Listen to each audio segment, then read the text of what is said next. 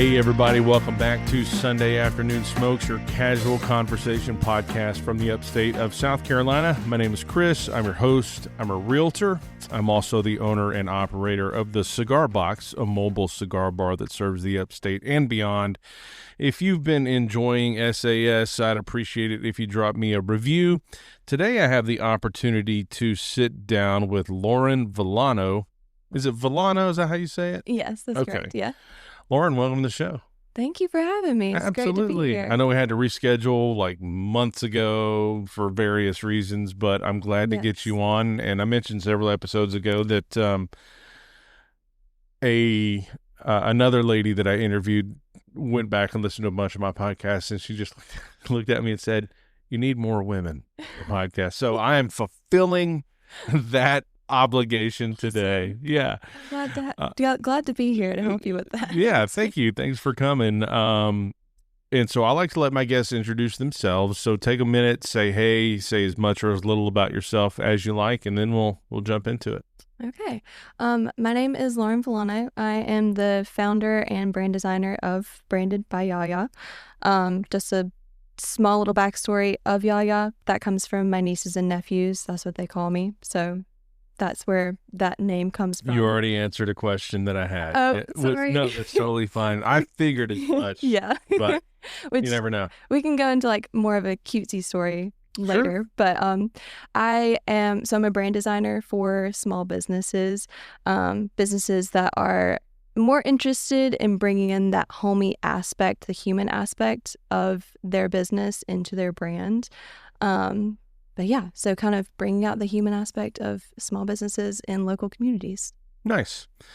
All right. Well, look, we are recording today from the air-conditioned comforts of my home, so there's not any cigar smoking today. Lauren, you don't smoke cigars, do you? I don't. They do smell good, but I don't smoke them, no. Well, since I would have been smoking alone today, which is never as fun as smoking with a guest, and I'm sure it's going to get warm rather quickly outside, so yeah. I opted for air-conditioned comfort.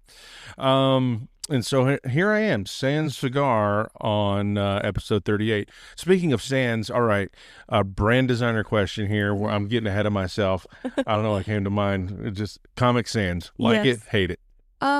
Honestly, so I believe that personal preferences literally don't matter whenever it comes to brand design and stuff like that. So whenever it comes to stuff like Comic Sans and some designers being like, oh, that's so lowbrow, that's so cheap looking, there's a time and a place for a Comic Sans. If there's a time and place for lowbrow cheap stuff. Like if there is, that's why we shop at Dollar Tree. Exactly. Dollar Tree fills a need that some people have at some times in their lives. So, I mean, not to be like wishy-washy, but like, yeah, I mean, there's a time and a place for Comic Sans for sure. Well, I just imagine, and look, I'm not a brand designer, but just as a guy who tries to think about things, I would think that you don't design whatever it is you're designing around the font. You're going to figure out who is this person, what do they want, what are they trying to create, and that's all the questions that you begin to use to form a nucleus of what we're going to project, and that dictates the font. Yes, for sure. So if somebody's dictating lowbrow trash, maybe Comic Sans. Maybe Comic Sans is for them. Yeah, no, for sure. I mean, if a font just happens to embody like I hate to use this word, but vibe of the person or the business, then yeah. Why don't you like the word vibe? I don't know. I feel like it's like overused, and it like encapsulates what we're trying to say whenever we say vibe, but also it's like kind of hippy dippy. I don't know. Yeah, I could see that. Vibe, I still use it because it's the best word to use what we're trying to say, like essence. Yeah. Yeah. If there were a word between vibe and essence, I would love to know what that is. Vessence. Vescence. We'll Yeah. just combine them. We'll We're just put gonna- them together. We're gonna have to coin it Yeah. because You start using it. The essence of this company is, lowbrow. That's why we use Comic Sans. we're gonna see it. Yeah. You should do, just for fun in all the spare time that I'm sure you have, do a little Instagram, whatever with Vescence and do the word Vescence using Comic Sans, Yes. but jazz it up somehow. Okay. Yeah, we can. Yeah, I can do that. I can just do a whole brand about what Vescence even is, like a whole design. All right. Sorry, you brought it up. Yeah, I did. This sounds super fun. I want to see this project, and tag me in it. We'll have some fun with it. Okay, yeah. All right. So we're not smoking cigars. You're not a cigar smoker, but you think they smell good. I do. Yeah. Which I'm glad to hear that. Like when I do events of any kind, there's always some people there, especially of the female variety, that are cigars are disgusting. I hate the way they smell. And but there's inevitably an equal number of ladies who are like, I don't smoke them, but I love the way they smell. Yeah. And it's a whole different smell than cigarettes. Yeah. 100%. Well, and there are different kinds of cigar smells too. There are. So, I mean, I guess it depends on like which kind of cigars these women or people smell that they're like, oh, they smell nasty. I don't know. I don't know if it's just an animus towards the whole idea of smoking, or it's just off-putting. But yeah, you're right. I mean, if you're smoking, and I may get into lingo here that you're unfamiliar with, so please feel free to ask clarifying questions. I'll be the cigar pro for today.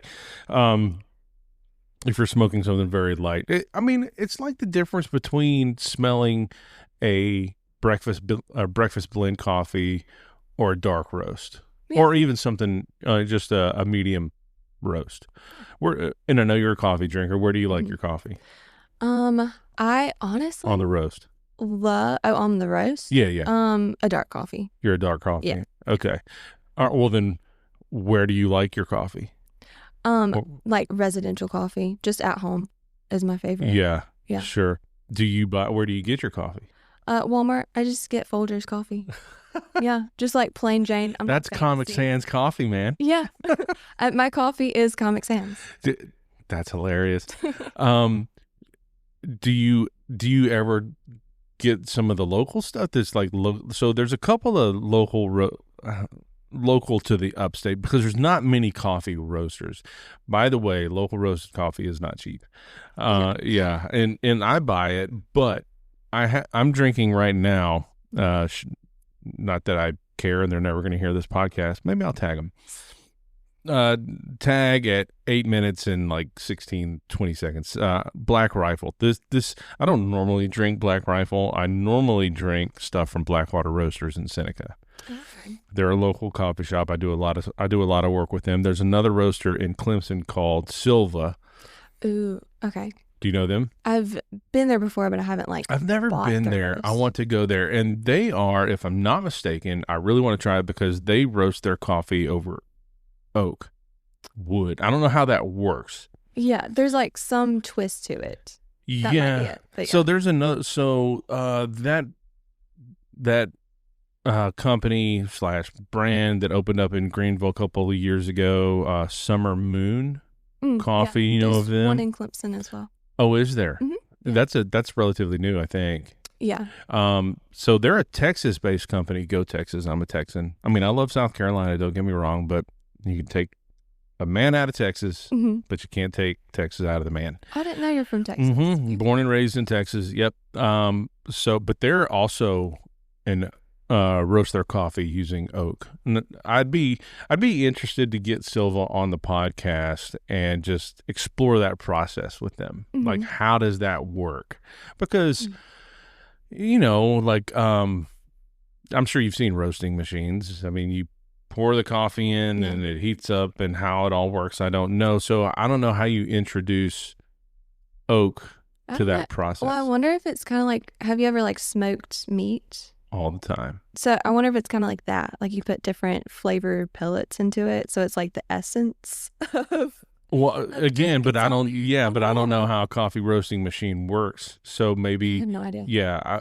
I mean, obviously, heat. There's a heating element. Yeah. Obviously, so I don't know if you're inserting, like you said, oak chips or oak pellets, or if they're just straight up building a fire Mm, and yeah. roasting that way. I don't know. That'd be a good get though. If That you would could be get fun. Silva on her. Yeah, well, I can, I mean, I want to, but I have to get my friend John Boy from Blackwater first Mm, because friends. yeah. You know what I Yeah. mean?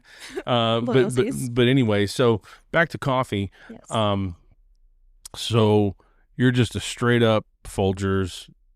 Um, Yep. now they have. I've years ago I drank some stuff, but they have their just the original brand Folgers, but then they have like the Pioneer. Have Mm. you ever had any of that stuff? Um. No. I mean, if I'm gonna go for like a I don't know, quote unquote fancier, like something more than just a basic Folgers, then I'm gonna get like an actual bag, like an actual specialty roast, and like Um, try those out. But no, yeah, I haven't tried anything other than just like the Folgers brand, just regular schmegular Folgers. okay, so they have, you should try them and just for fun. Yeah. They have like Folgers Pioneer, Folgers Trailblazer, Folgers Expedition Blend. I don't know. Shout out to Folgers. Folgers, if you want to come on the podcast, let me know. Folgers sponsor me. Yeah, highly unlikely. But coffee and cigars is a great pair. Yeah, I could see that. Yeah, especially, I mean, of course, I drink coffee all day. Which I said before the show, I'm usually 2 cups in the morning and maybe one in the evening or Hmm. midday or where, I mean, especially if I'm out and about and I'm just happen upon a coffee shop, then yeah, I'm Yeah. in, we'll grab a cup. But in the morning, a cup of coffee and a cigar is excellent, especially before the sun gets up. Mm, Um, at least before the sun eliminates the shade on my patio. yeah. That's a great opportunity. So, do you have cigar smokers in your family? Like I a don't. granddad, a dad, an uncle, nothing. So No. how do you come by like I enjoy the smell of cigar smoke? I've Like had like my friends' dads have smoked cigars, or like my dad's friends have smoked, like friends of the family, yeah. kind of stuff like that. But yeah, never like someone in the household smoking cigars. Yeah. Would you, if you were going to smoke a cigar, Mm-hmm. this is kind of like back to the Folgers question, like you said, you'll get a specialty bag if you're going to try something which different. Yeah. But that would that be, and I don't even know if Folgers makes this stuff, but because you can get just straight coffee and then you can get vanilla or hazelnut or whatever. Is that what you're talking about? Or are you talking about one of their different blends, like I just mentioned, like the Pioneer, the Oh yeah, Expedition? one of their different blends. Like Okay, so it never. wouldn't be something like flavored, like vanilla, Mm, hazelnut, creme brulee, yeah, I whatever. usually don't do a flavored coffee. Like, okay, if I'm gonna do a flavored coffee, then I would do a syrup, if that makes sense. Yeah, Like the flavored grounds, in my opinion, taste weird of what I've had so far. If that, but I yeah. probably just haven't had the right ones. All right, so I'm gonna. So next time you happen to be traveling through Seneca, Uh-huh. if I don't know how much of an occurrence that is for you, but if you happen to be traveling through Seneca, it's right off 123. So if you're headed from Pickens, headed to Seneca, right on 123. Um, what I don't know what that red light. There's a red light right there, and it's right before you would take a right that would take you to Walhalla. But there's a Wendy's right there. There's a Domino's Pizza, but right there is Blackwater Roasters. Okay. Go in there. Mm-hmm. Do you just when you get coffee, do you just get like coffee or do you get cappuccinos, lattes, etc.? Whenever I get it out, I do get lattes because I like espresso. Okay. Yes. All right. So ask for Steph. Okay. All right. Tell her I sent you. Okay. Get the Dublin. Okay. Okay. Dublin. Okay. Get the Dublin. It's in like it's the best drink around, in my humble opinion. Shout out to Steph Harmon. She's kind of John Boy does the roasting. Okay. He's the roast master or whatever they're called. I don't know. Steph and John Boy's wife, Annie, they're kind of the mad scientist Ooh. drink creators. Okay. You know what I mean? Mm-hmm. Always playing with mixes and this and that and the other. But the Yeah. Dublin is I don't know what's all in it, but it's like there's some maple in there, there's some butter. Oh. And I mean, it's savory, it's slightly sweet. It's an espresso base. It's fantastic. Sounds So amazing. you won't be. I don't think you'd be disappointed. Okay. The So Dublin. get the Dublin from Blackwater Roasters. Get Okay. it from Steph. She does it right. Man, it's her drink. It's her creation. Yeah. It's really awesome. I remember I went in a couple months ago. She's like, "Hey, I made a new drink. It's called the Dublin. You want to try it?" Absolutely. So yeah. So I was going to ask, if you were going to smoke a cigar, Mm-hmm. would you go for what I would just call a classic cigar, meaning it's all just straight tobacco and straight tobacco profiles, or would you do something that's been flavored, Mm-hmm. like a vanilla or a cherry or a cappuccino, a mocha? I feel like because I'm not a cigar smoker and it would be more like a special occasion type thing for me personally, then yeah, I would want to do like a flavor. Okay. Yeah. But I would probably ask like you, be like, Yeah. what should I try? That is not the answer I expected. Yeah. Based on what you said about coffee. You Well, don't 'cause- normally do the flavor because the flavored ground stays weird. And so I assumed you were going to go classic cigar. Well, because in my mind, okay, so in my mind, I like the taste of coffee, right? I would assume that I would not like the taste of the tobacco in the cigar. So I would want a flavor to kind of mask it or like balance it out. mingle, yeah, Okay. a little more. If that is how it works, to like. Well, I mean, I don't know that it masks as much as they just marry. Kind of like if you do drink a flavored coffee, Mm-hmm. or put a flavored creamer in your coffee. Mm-hmm. Of course, depending on how much creamer. I mean, there's those people who like a little coffee with their cream. You know what I mean? But they don't like. You still taste the coffee. Yeah. But the flavor's there, and so a flavored cigar is kind of the same. You're gonna taste the cigar. You're gonna taste the tobacco, Mm-hmm. but there's going to be this element of sweet of whatever kind. Yeah. Is in there. So okay. It's gonna be kind of both. Yeah. So, all right, go ahead. I was just gonna ask further. So, if I didn't like the taste of tobacco, but it was like, would the flavor kind of help to like mellow that out? Oh yeah, Okay. Yeah. So that would be why. it is. Yeah, it will. And it's gonna be heavy. It's gonna be heavier on your lips. Okay.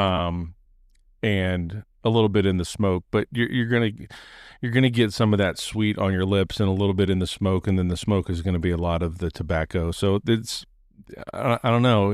You're just gonna have to try it. Okay. That's what I will. we'll see. Yeah. We'll One see. day I'll try Well, it. all right. Well, when you're ready, you reach out to me Okay. and let me know, and I'll get you something good, because like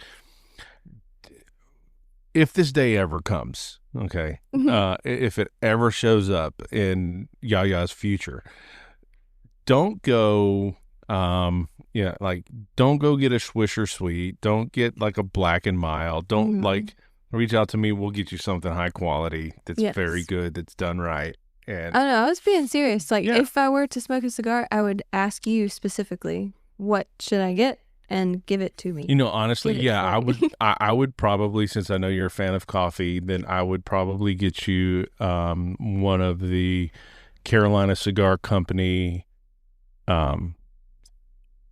mocha or cappuccino. Okay. One of those cigars. And that would again, because you're a coffee drinker, I figured that'd probably be, and that's just up to you. Do you want to have a little bit of chocolate in there and go for the mocha, or do you want to go for the cappuccino? Yeah. That's a personal preference. Hmm. I mean, you can sit down in the morning, take your laptop outside on your porch, get your cup of Folgers Comic Sans coffee, Yes. light up your cappuccino cigar, and knock out somebody's brand design. Yeah. That sounds fun. That sounds like a wonderful morning, honestly. Yeah. So, what does your typical morning look like as a brand designer? So I also work part-time as a coffee shop or at a coffee shop. So some mornings I'm at the coffee shop. Some mornings I am at home. Just got back from a run. I'm sitting at my computer and with my coffee, with my dog beside me, and we're just starting to work on either a design or we're writing some content for, because as I'm sure you know, like the marketing aspect of owning a business is like, it's a good chunk of the business. You have to market for yourself on social media and stuff. So yeah, at the computer, coffee, my dog beside me, just pounding away. That's the thing about being an entrepreneur and starting a business. You wind up doing a lot of things that business requires that is not your skill. Yes. I'm not a content creator, but you create content. My content probably sucks, but I don't think so. well, that's very gracious. But that's not what I do. You know what I mean? And that's probably how it is for most entrepreneurs, right? Like, I mean, the t-shirts you see them everywhere that I don't even know where it came from. I do this and I know things, right? Like I smoke cigars and I know things or whatever. But that's, I know a fair amount about cigars, and then I run the cigar business, but I'm not like a social media wizard. I don't know how to do video editing and make snazzy and cool videos, and I'm not a finance guy, but you have to run your books, and I'm not like skilled in knowing government regulations, but you have to figure out your taxes and your quarterlies, or if you file them. It's just all that stuff that goes into starting a business that bogs entrepreneurs down, because I just want to design brands for people. Yeah, for sure. Yes. I don't know. It's a tough thing, but I don't know. You wind up having to educate yourself, and the other hard part that I'm sure is like, I hope Branded by Yaya is doing well, and I hope the cigar box is doing well, but it's not like I'm sitting on a pile of cash where I can just hire people to do all this stuff for me. Yeah. So like you kind of have to go that DIY route, like for at least the foreseeable future, Yeah. You can't just day one be like, okay, I'm going to hire a social media manager and I'm going to hire like a tax person. What's CPA. CPA, thank you. Yeah. I even have one and I forgot what they're called. Yeah. Anyways, I'm going to hire someone I'm going to hire a lawyer so I don't like get in all these sticky situations, and I'm going to hire blah, blah, blah, XYZ. So yeah, I mean, a lot of it is kind of going into the business like, okay, I'm going to design brands and also wear all of these other hats that I don't even know what they look like, but I'm going to figure it out. Sure. That's what you have to do. Yeah. That's what you have to do. All right. Well, look, let's get into Branded by Yaya. Okay. So you created and own Branded by Yaya. And before we get into the weeds on it, let us know. Obviously, people already know what Branded by Yaya is. And we know pretty much what you do, but you can cover those. So how can people follow you on social media and get in touch with you if they're interested in the services that you provide? Yes. So my website, brandedbyyaya.com. I'm also on Instagram at brandedbyyaya, TikTok at brandedby.yaya, I believe, because of course Branded by Yaya was taken for some reason. And then if you want to straight up just directly email me, it is hello@brandedbyyaya.com. pretty straightforward. How old is it? 2023. So I think we just had 2 years, or I just had 2 years, almost 2 years. Yeah. Okay. So we're in July. Yeah. Yep. All right. So you already answered the question. Yaya comes from the nieces, nephews, both? Yes. So I had my first niece whenever I was 16. I say I had because I am like super involved in their lives and kind of like, especially for my first niece, like second mom. She used to call me Mama Yaya. But when she was younger, she couldn't pronounce her L's, and my family called me Lala. Mm-hmm. So it came out as Yaya, and it just stuck. So 11 years later, and I'm still Yaya to pretty much everyone. So you're at this going to point. be, I mean, yeah, you're just going to be Yaya for life. Yeah, for pretty sure. much. So Yeah. branded by Yaya made sense. Yeah. And just how it came about.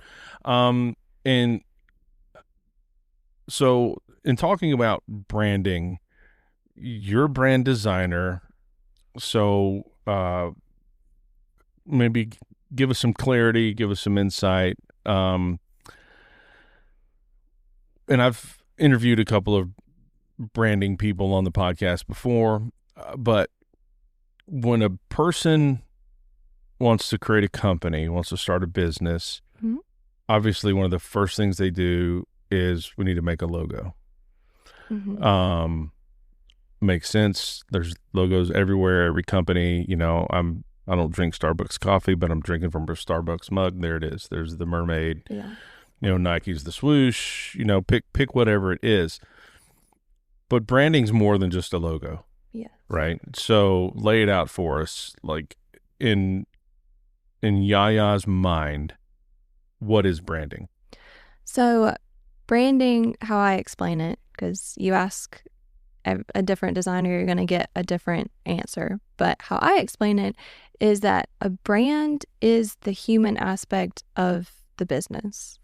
So it is the who is the business. That might be the founder, the employees that work there, whoever has helped to build the business to where it is today. That is the brand. The brand is how that business interacts with the customers or the clients, more so than I design brands for people. I help to like give clarity for these people. I help to give them confidence to like walk through I don't want to say life, but like essentially walk through life as their business and kind of give them more of a, okay, this is who I am. I'm not just the cigar box. I'm kind of like losing what I'm trying to say here. But okay. So yeah, like who is the business? How do they interact with their people? What specifically do they offer their people past that service or that product that they offer? So it's like, okay. I mean, I think I understand what you're trying to say, but go ahead. Sorry. Okay. So you sell cigars with the cigar box, Mm-hmm. but what feeling do you bring your customers? Do you hope to bring? Sure. Well, here's how I've started to define it. And it's much more. It's not even really about this. I mean, the cigars are a big part of it, but it's more than just the cigars, right? Because I'm at a wedding. I'm at a concert like Friday night. This will go up obviously after this is done, but Friday night I'll be at the amphitheater in Simpsonville for the Brad Paisley concert.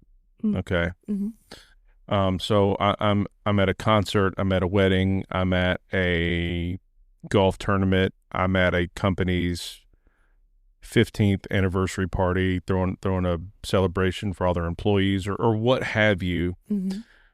And so they hire me to come out, which just kind of elevates, because cigars are celebratory. Mm-hmm. You know what I mean? So it's because cigars are celebratory, you're kind of elevating, you're taking your event for your people and making it better. Like you're Yeah. elevating that experience by Mm-hmm. offering premium hand rolled cigars for their celebration and enjoyment. Mm-hmm. So, I mean, that's kind of like, what am I bringing to people? A better time than they otherwise would have had. Yeah. I don't know if that makes sense. Yeah. I mean, Like, it's kind of nebulous, but it's or metaphysical, or however you want to describe it. But um, it's an elevation of enjoyment. yeah, 100%. I mean, you even mentioned before, you were like, I was going to smoke a cigar today, but I don't want to smoke one by myself because it's not the same.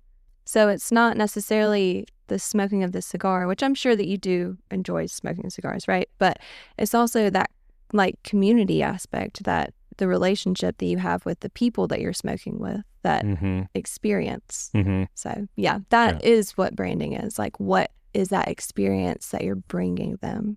And trying to highlight off of that. Right. And so you're trying to tell that whole story through all right, well, look, so branding is more than a logo, and you're trying to kind of tell all of that Hmm. through a picture. Essentially, Which, yes. and you know, the fame, I don't even know who said it or where it came from, but we all know that a picture's worth 1,000 words, right? Hmm. And so that's kind of what you're trying to accomplish, Yes. more or less. But follow up question. Hmm. So there's you slap your logo on everything. Like there's stickers, there's letterhead, there's business cards, there's branded clothing, there's websites, and on and on and on the list goes. Coffee cups, pens, blah blah blah.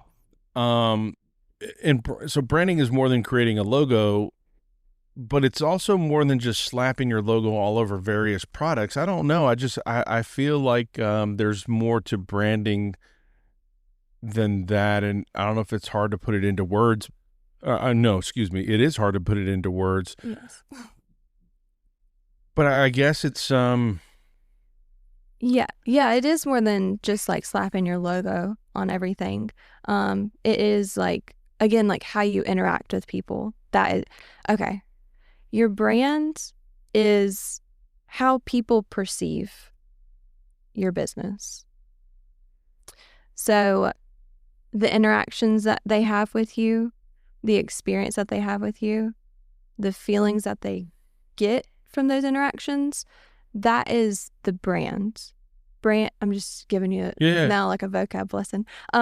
Branding is how you like the efforts that you are putting forth. So that might be the logo, that might be the photos that you use, that might be your language that you use. All of that encapsulates the branding. Brand identity is now the visuals. So that's going to be your logo, colors, fonts, if you have illustrations, textures, etc. And then the list goes, we can go smaller and smaller and smaller. But if that helps clarify at all, well, like yeah. brand versus branding versus brand Well, identity. I guess it winds up being like you said, it's the language you use, it's the pictures that you post, it's Mhm. and over time, it's like a Yes. long game. Oh, yeah, So for sure. over time, your brand begins to grow, but maybe not grow, but rather deepen. Yeah, like help to, yeah, like stick in people's minds and kind of solidify what it is. Mm-hmm. Definitely consistency and having a willingness to like you yourself also dig deeper into what it is so that you can further clarify for everyone else. Yeah. No, that makes sense. Um,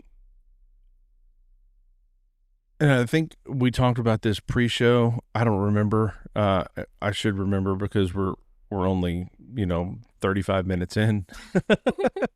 But because like you said, you're helping to tell the story of whether it's the founder or the or the people that work there or the mission of the Mm-hmm. organization, all of those things. So like a company's brand is an extension of that.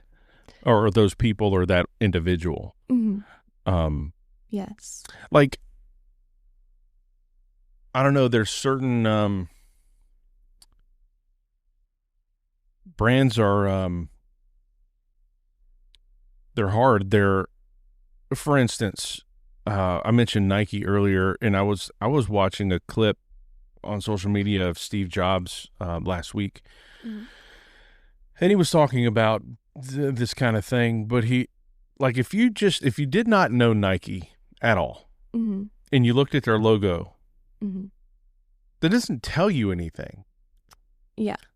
Not like initially. Yes. No, you would have to like look into the company. Now, we all know who Nike is and what they do and what they stand for. And over time, like, they never even like mention their brand, but it's all about athletics and high level, those athletes, and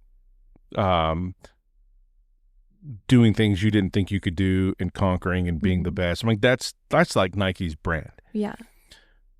But it took them, look, I don't know anything at all about the history of Nike, but it's taken them decades to build that brand and to build that image. So, branding your company is a long-term venture. Oh, yeah, for sure.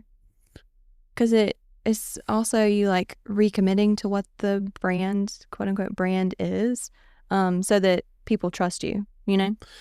Because it kind of I'm sure it took people a little bit to realize or to actually trust Nike whenever they said that they were for athletes and that they like actually stood behind their mission, whatever that mission is, because I also don't know that much about Nike. But yeah, so it's definitely, like you said, the long game, and just like making sure that this business is committed to their mission, their values, etc. Right. And then conversely, if you look, just out of curiosity, because we're just do a little experiment here, I use Nike as the example of, if you just looked at their swoosh and you didn't know anything about Nike, you'd be clueless. Yeah. But this is me. Yes. All right. Can't see it because this is audio only podcast, but Lauren is looking at the cigar box logo. Yes. Now, you could take the cigar box and you could design this an infinite number of ways, different ways. Yeah. But what does this say? To me, just like going off of feelings, because of the font choice, like it says to me that you appreciate the finer things, and like there's an old school flair to it. So, which then says to me personally, I'm like, okay, you appreciate finer things, old school flair.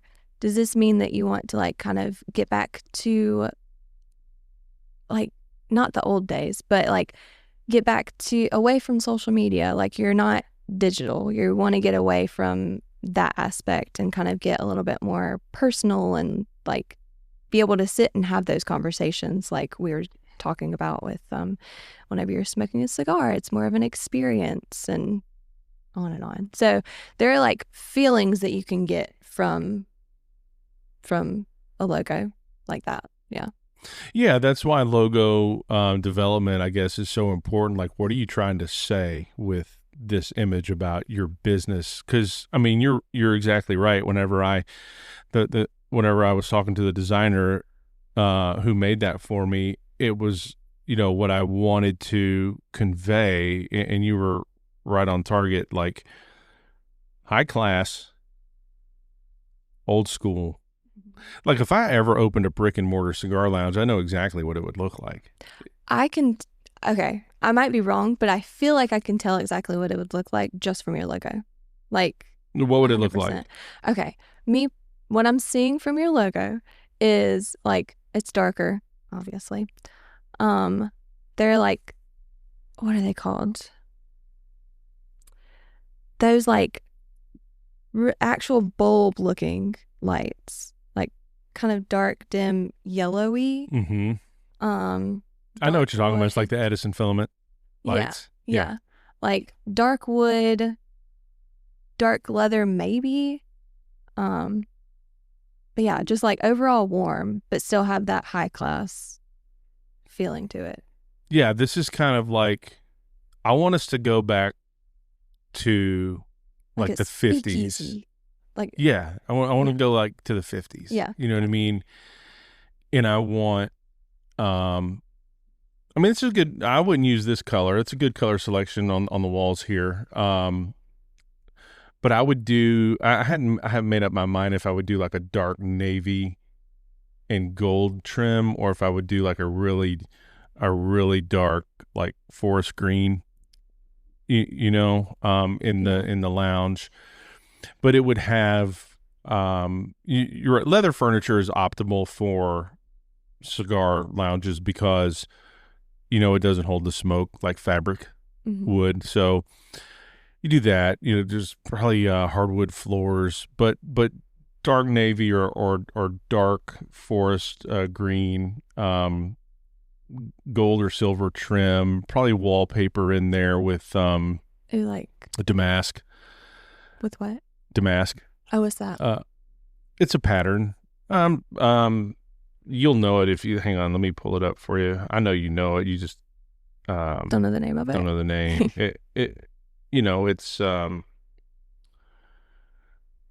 It's this kind of pattern stuff.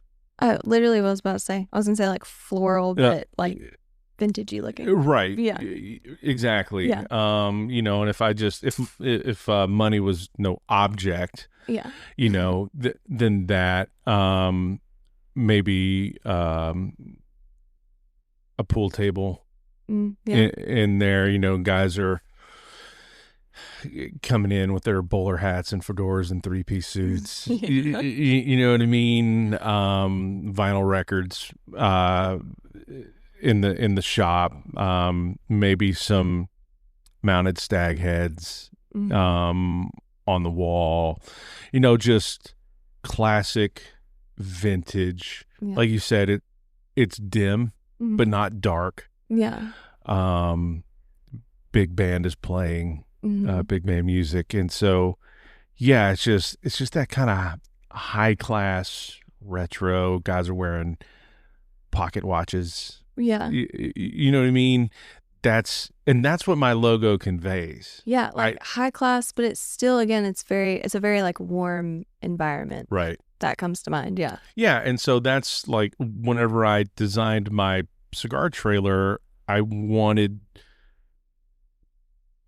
that. So I went for a old school looking teardrop shape trailer. And people ask me, and people say all the time that's a nice what do they call it? Like when you conversion, you take a teardrop trailer and convert it. And I said, no, we didn't do that. That is 100% custom built to look like, to be a teardrop style trailer, but it's a functioning humidor. So I wanted something older that people used to use in the teardrop, and then I chose like the crushed gold velvet to go for the and it actually winds up being multi-purpose because that crushed gold velvet is grabby material, so it keeps things from moving all over the place when I'm traveling. You know what I mean? Because it's kind of grabby. But yeah, I mean, everything I wanted to do with the backlighting, it's just consistency. The logo says this, so I can't have a trailer that says something else. Well, you're just like further creating like that experience for your customers that are coming up.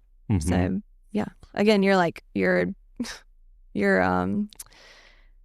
standing by your promise, even if you don't have it written out, like you're standing by that, the promise that you put in your logo. So yeah. I think that's a fair assessment. Yeah. I'm trying to create exactly what the logo says that it is. Now I've got your website here pulled up,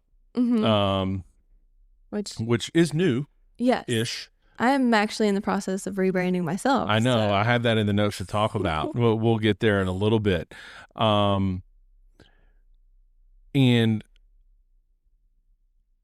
we connected on social media months and months and months ago. I don't know how it happened. People follow you and you follow back, or you follow them and they follow back, or whatever. But your look is different than what it used to be.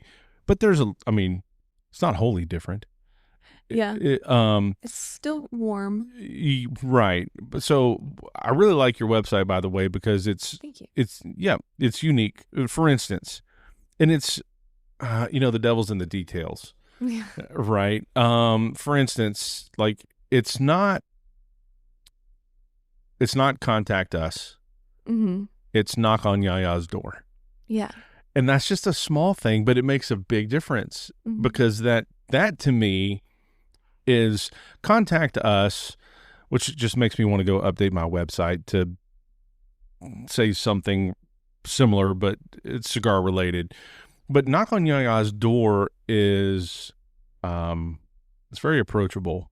Yeah. It's like you're inviting somebody.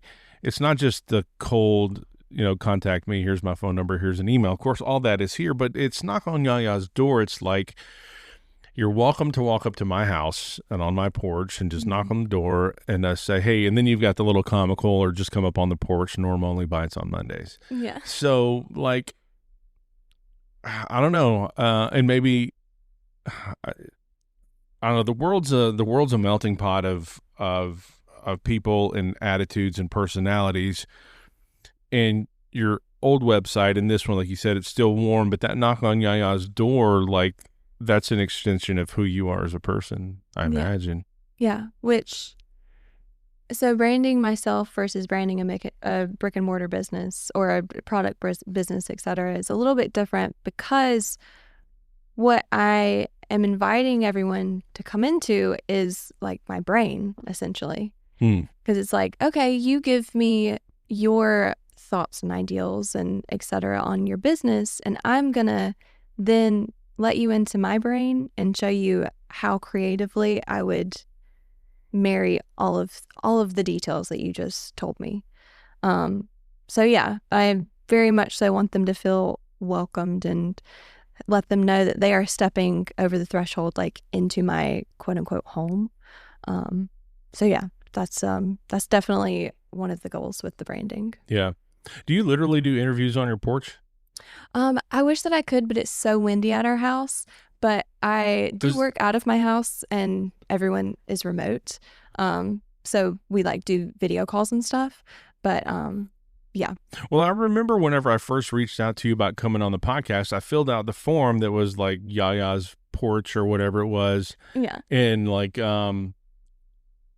I did wonder, I'm like, does she really invite people to her house and they sit on their front porch and like rocking chairs and just kind of just that initial interview, you know what I mean? I didn't know if that was a real, which would be really cool. I wish that I could, but I mean, honestly, if I do get local clients, I would love to do that. But everyone that I've worked with so far has not been local to upstate South Carolina, so it's just logistically hasn't been possible. Okay, so but if it were, that was a question later on that I had in the podcast. So you don't have, your business is all remote, to date. Mm-hmm. Okay. Yes. No, well, that's a cool idea. Although I don't know, you have to think a couple different ways about it. I mean, there's always that safety concern. Like, do you really want people to know where you live? I think it would more so be if they're local and I know them. Yeah, sure. Or like have some sort of connection. Mm-hmm. But yeah, it probably wouldn't just be like strangers coming to the house. Well, and that's really how business goes. I mean, most like, depending on your business, you do most of your work for strangers anyway, and that's just the majority of the business world, which is fine. Yeah. So it's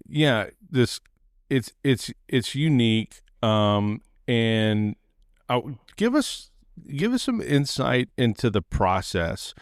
And I think honestly, the first part of what you said, where's it at?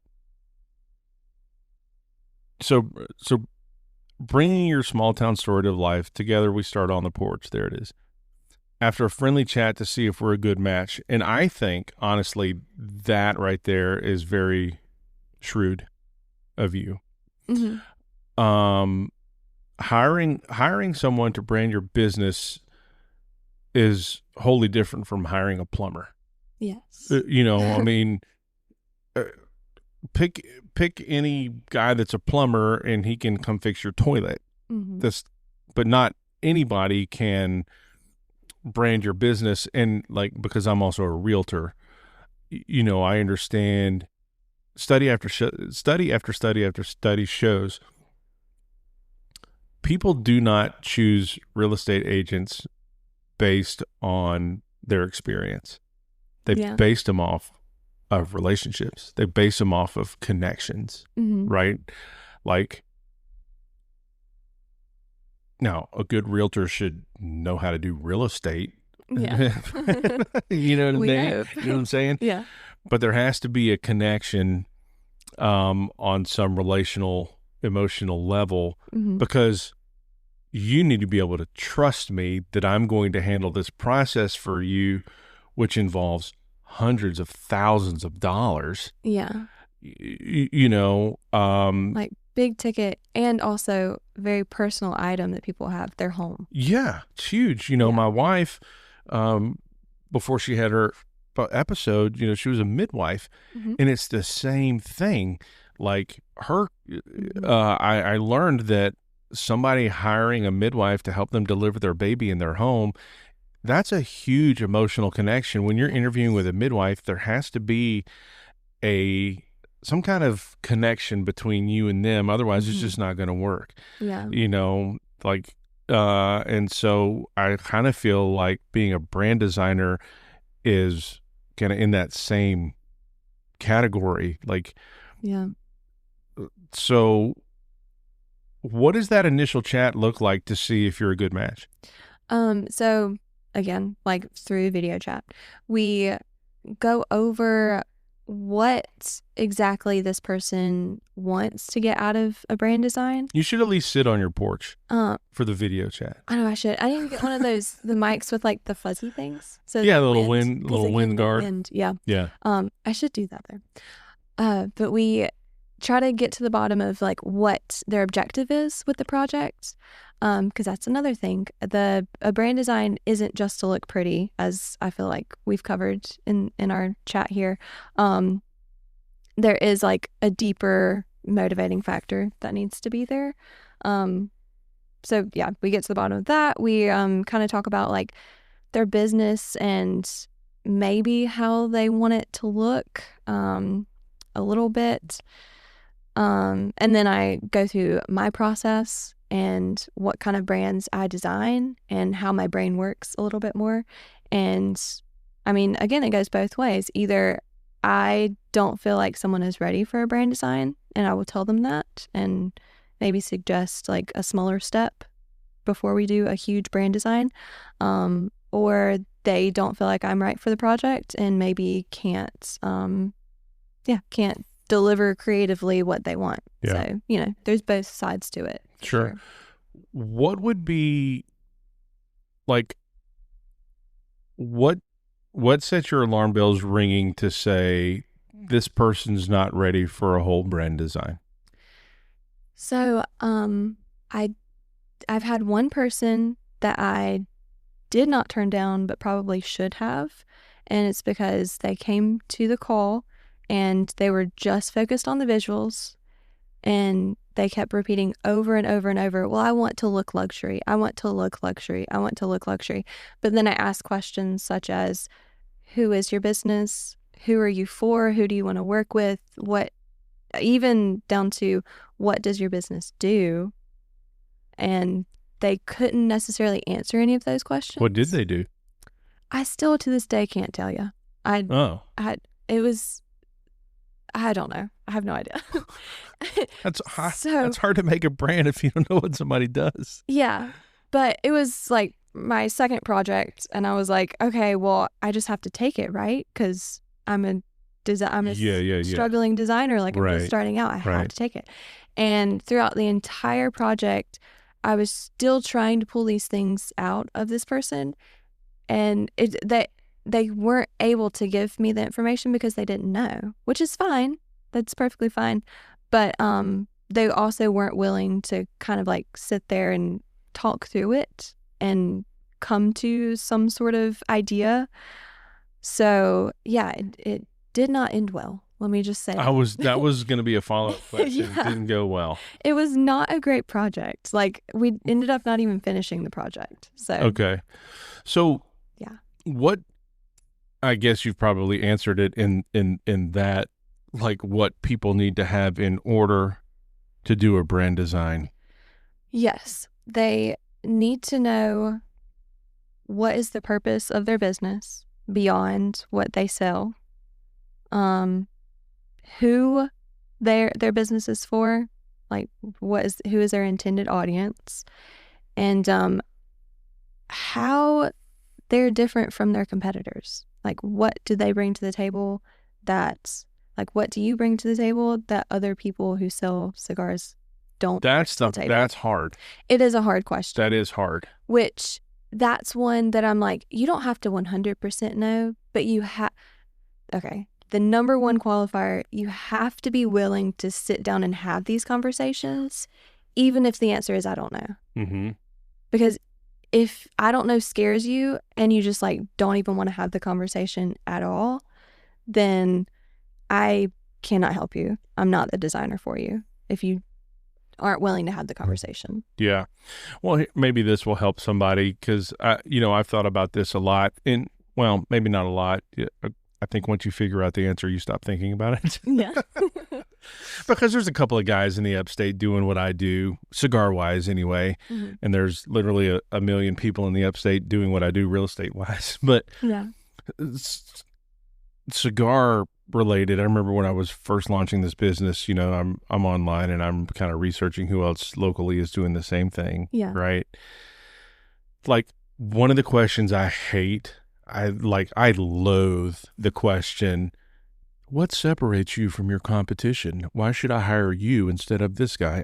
I can't stand that question. I hate it. Because like I was thinking, at the end of the day, we're both selling cigars. You know what I mean? Like, you can come to me and you get cigars, you go to him, you get cigars, you walk away happy because you got what you wanted, you got a cigar. Yeah. Like, in his and a couple other guys, they have larger trailers than I do, and you're going to go in, you're going to walk in this trailer, you're going to pick out a cigar, maybe take a few photos because it's a cool setup, and then that's it. Like, in one guy, you're just going to go in, he has a little bar, and you're going to hang out there for a few minutes. And a larger one, which is a renovated Airstream, you may sit down for a little bit, have your cigar with some friends or whatever, but not all, probably not the entirety of it, of that cigar. And mine is more like just kind of it's a walk up, right? It's a teardrop trailer. You don't go inside, but it's much more mobile. And so, and look, I mean, granted, my business is much different from, again, going back to the plumber, right? Like, yeah, I can hire this plumber who's just started his company, or I can hire this plumber who's been doing it 15 years and knows everything there is to know about plumbing because he's got all the experience. And depending on the severity of the job, then the 15-year guy might be. Yeah. So I was like, but that doesn't work it doesn't work in the cigar world. You know what I mean? That doesn't. Yeah. So I'm like, honestly, for me, I am the difference. Exactly. I am. Yes. I'm the face of the cigar box.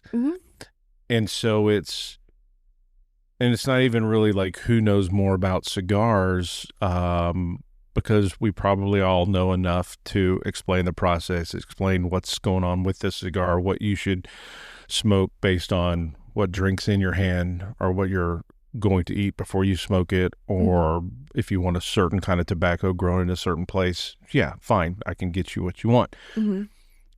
But when it comes down to like approachability, customer service, yes, how we treated you, how you felt when you walked away, that's the difference maker. Yeah.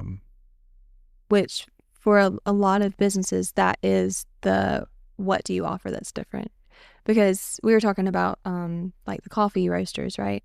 So Silva, they may or may not roast over oak. Yes. They do. They do. But how that happens, we but don't like know. how that happens. So like that is their difference. It's their hook. Yeah, right. But then for a lot of business owners like you, it isn't something like that. It is your personality and your relationships and your ability to connect with people. So yeah, I think that's awesome. Well, I'd be curious to know. I mean, I don't know that I can put you on the spot because there's a lot to think about. I was thinking, like, what would Yaya do with a cigar box if I handed this to her and say, okay, I want you to just have fun with it? Like, because your design, and this is, there's a bazillion different brand designers in the world. But if you just look at your website and follow you on social media, which I do, and I try and listen to the stuff that you put out, it's very whimsical. Yeah. And I don't see that a lot in other places. Yeah. Like I'm looking at your website and you have on here just some examples of things that you've done. Hillview Lanes was a bowling alley, Holy Cross Catholic Church, Hodge Lighting, Luminary Tech. Like, I really love the little Hillview Lanes with the bowling pin. Yeah. That's slick. They're in Pennsylvania. That is probably my favorite project to date. Yeah. Yeah. You killed it. I mean, it looks. But also, that was they were so trusting of me, so willing to have the conversations. This man worked at this bowling alley from the time that he was like 13 until he's now in his early 30s, and he purchased the bowling alley from the family. So like all of that rich history that is in the business, and he was willing to just like lay it out on the table, and we were able to like put a little bit of that into the design and the brand, and that is definitely what makes a project a lot easier and a lot more fun for everyone. Yeah. Shout out to Hillview Lanes. Yes. Well, it's cool. Like go if you're listening to the episode, go to brandedbyyaya.com, scroll 3/4 of the way down the page and look, there's obviously when you first see it, you know exactly what it is because you can see the bowling pin. Yeah.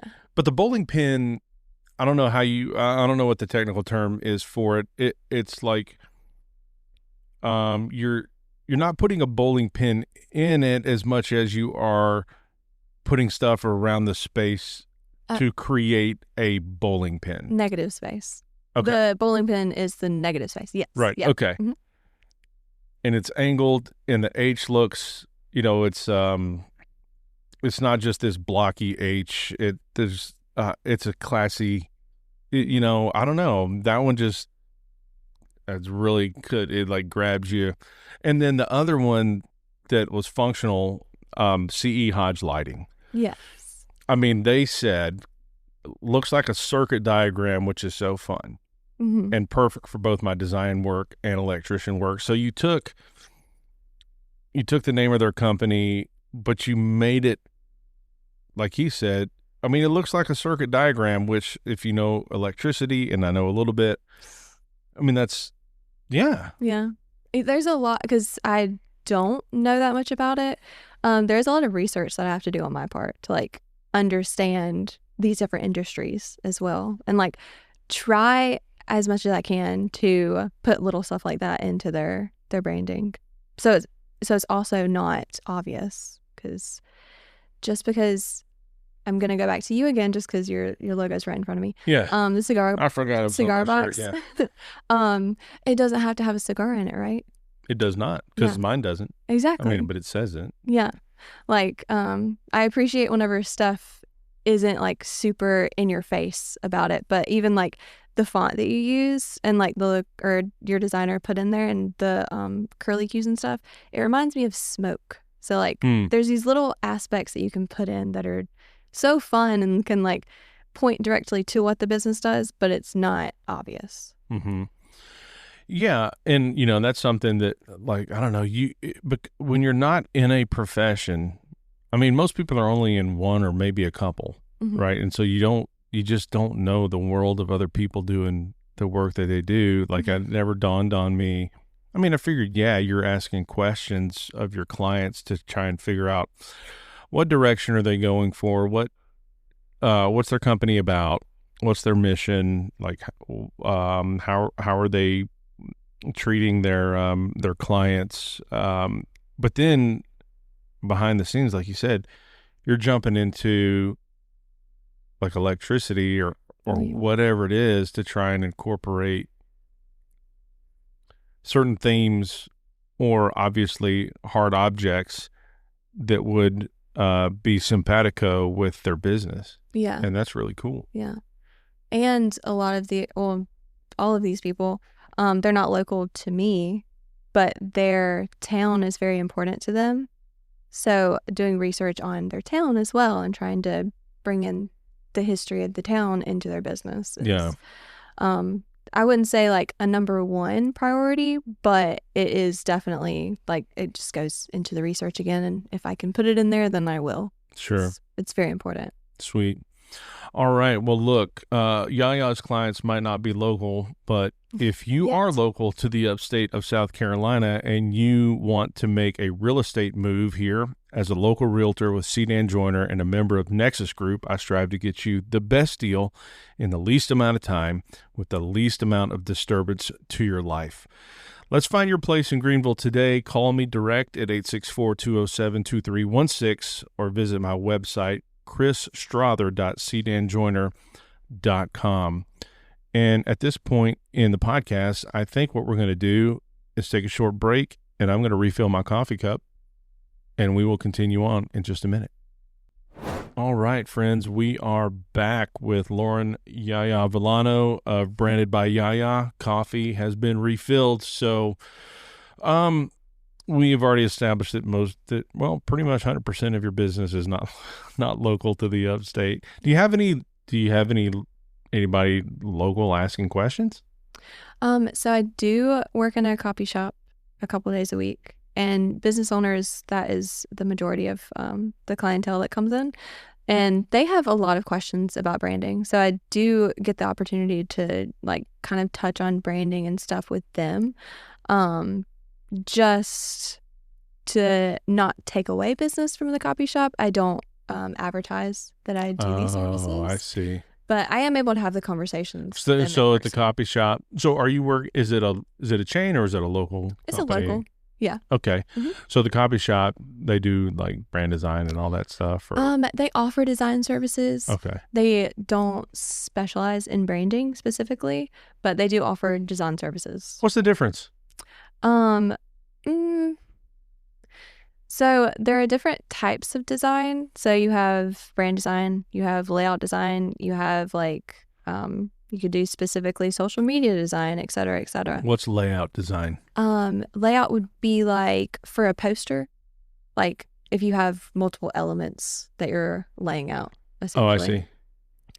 Whereas with brand design, it's more so like you're designing an icon, like not a full layout. I don't know if that makes sense. I mean, well, you're designing a logo. Yeah. Yeah. Yeah. Which is totally different than layout design. Because a logo would just be one element in a layout. Yeah. Right. Yeah, exactly. But the coffee shop, they offer design services. It's just but they don't offer broadly brand design. Correct. Have you talked to them about being able to just kind of, are they, yeah, no, okay. No, that's fine. It's just, yeah.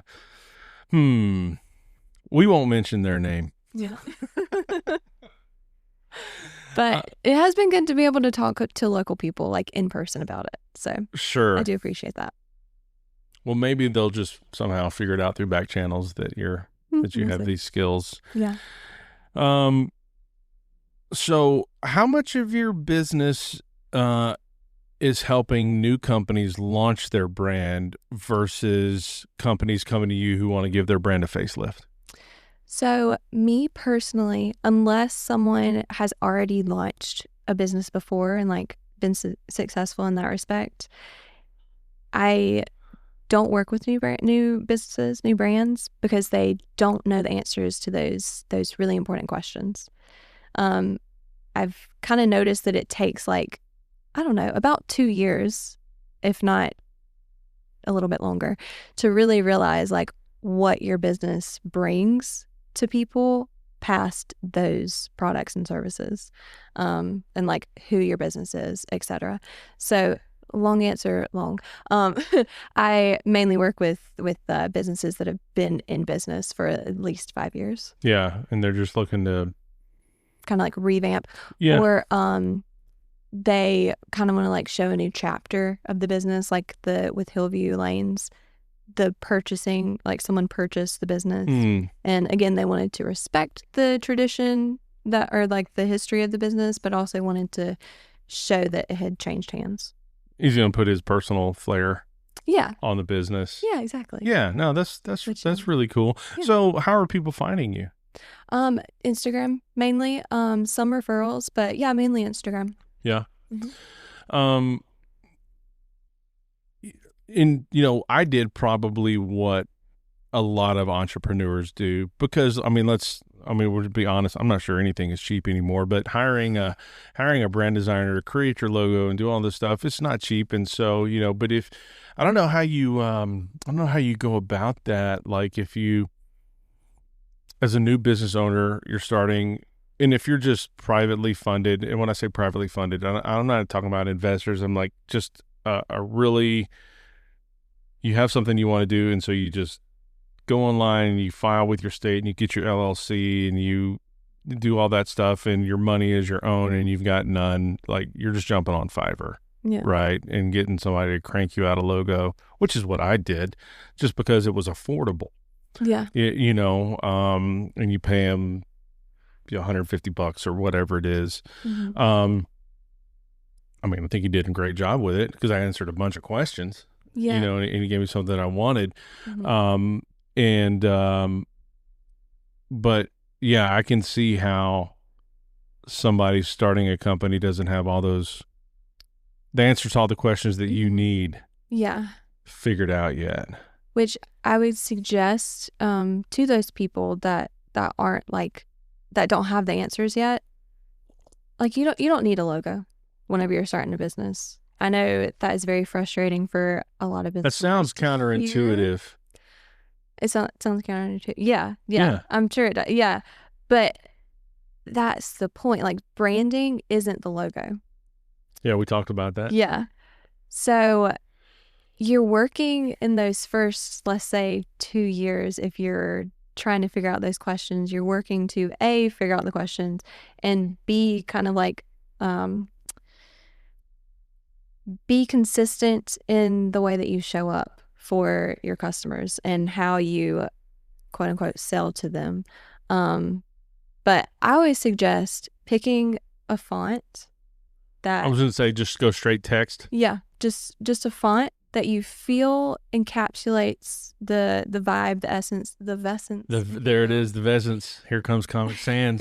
Choose it. Do it. Exactly. Wingdings. It could be. No one can read it, but that's fine. But yeah, just choosing one font that you feel like encapsulates what you think your business is trying to do. And maybe like 2 or 3 colors. Yeah. That you can, again, use consistently. Because color is like how that is how people make their decisions. Like 80% of decisions is based on color. Really? So, yes. Really, really focus on color, and like what colors you're using. Okay. But yeah, until you have answers to that, who are you? What do you do for people? Like, what's your purpose? And like at least be able to start having the conversation. How are you different?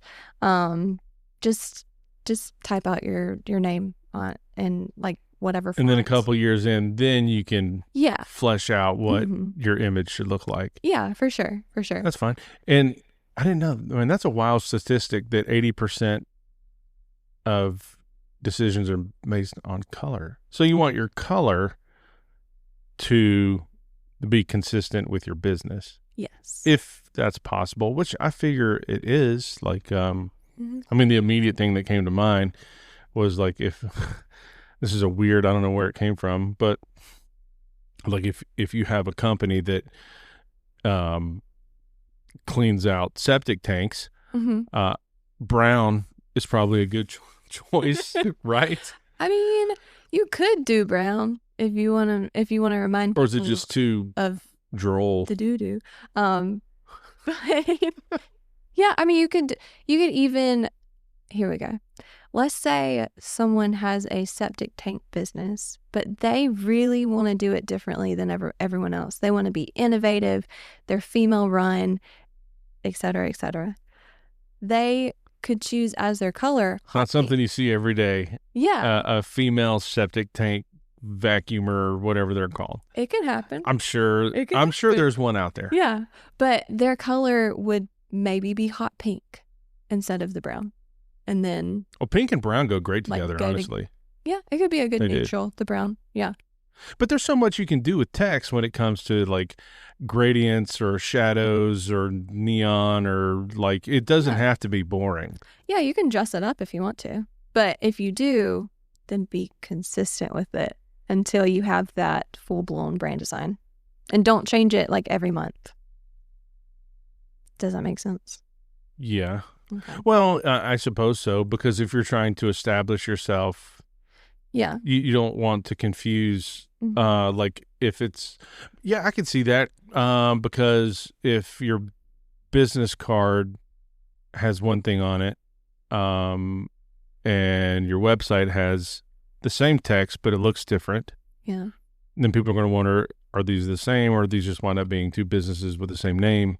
Yeah. Or it could excuse me. be like, it could, that inconsistency could show that you aren't quite sure what you're doing.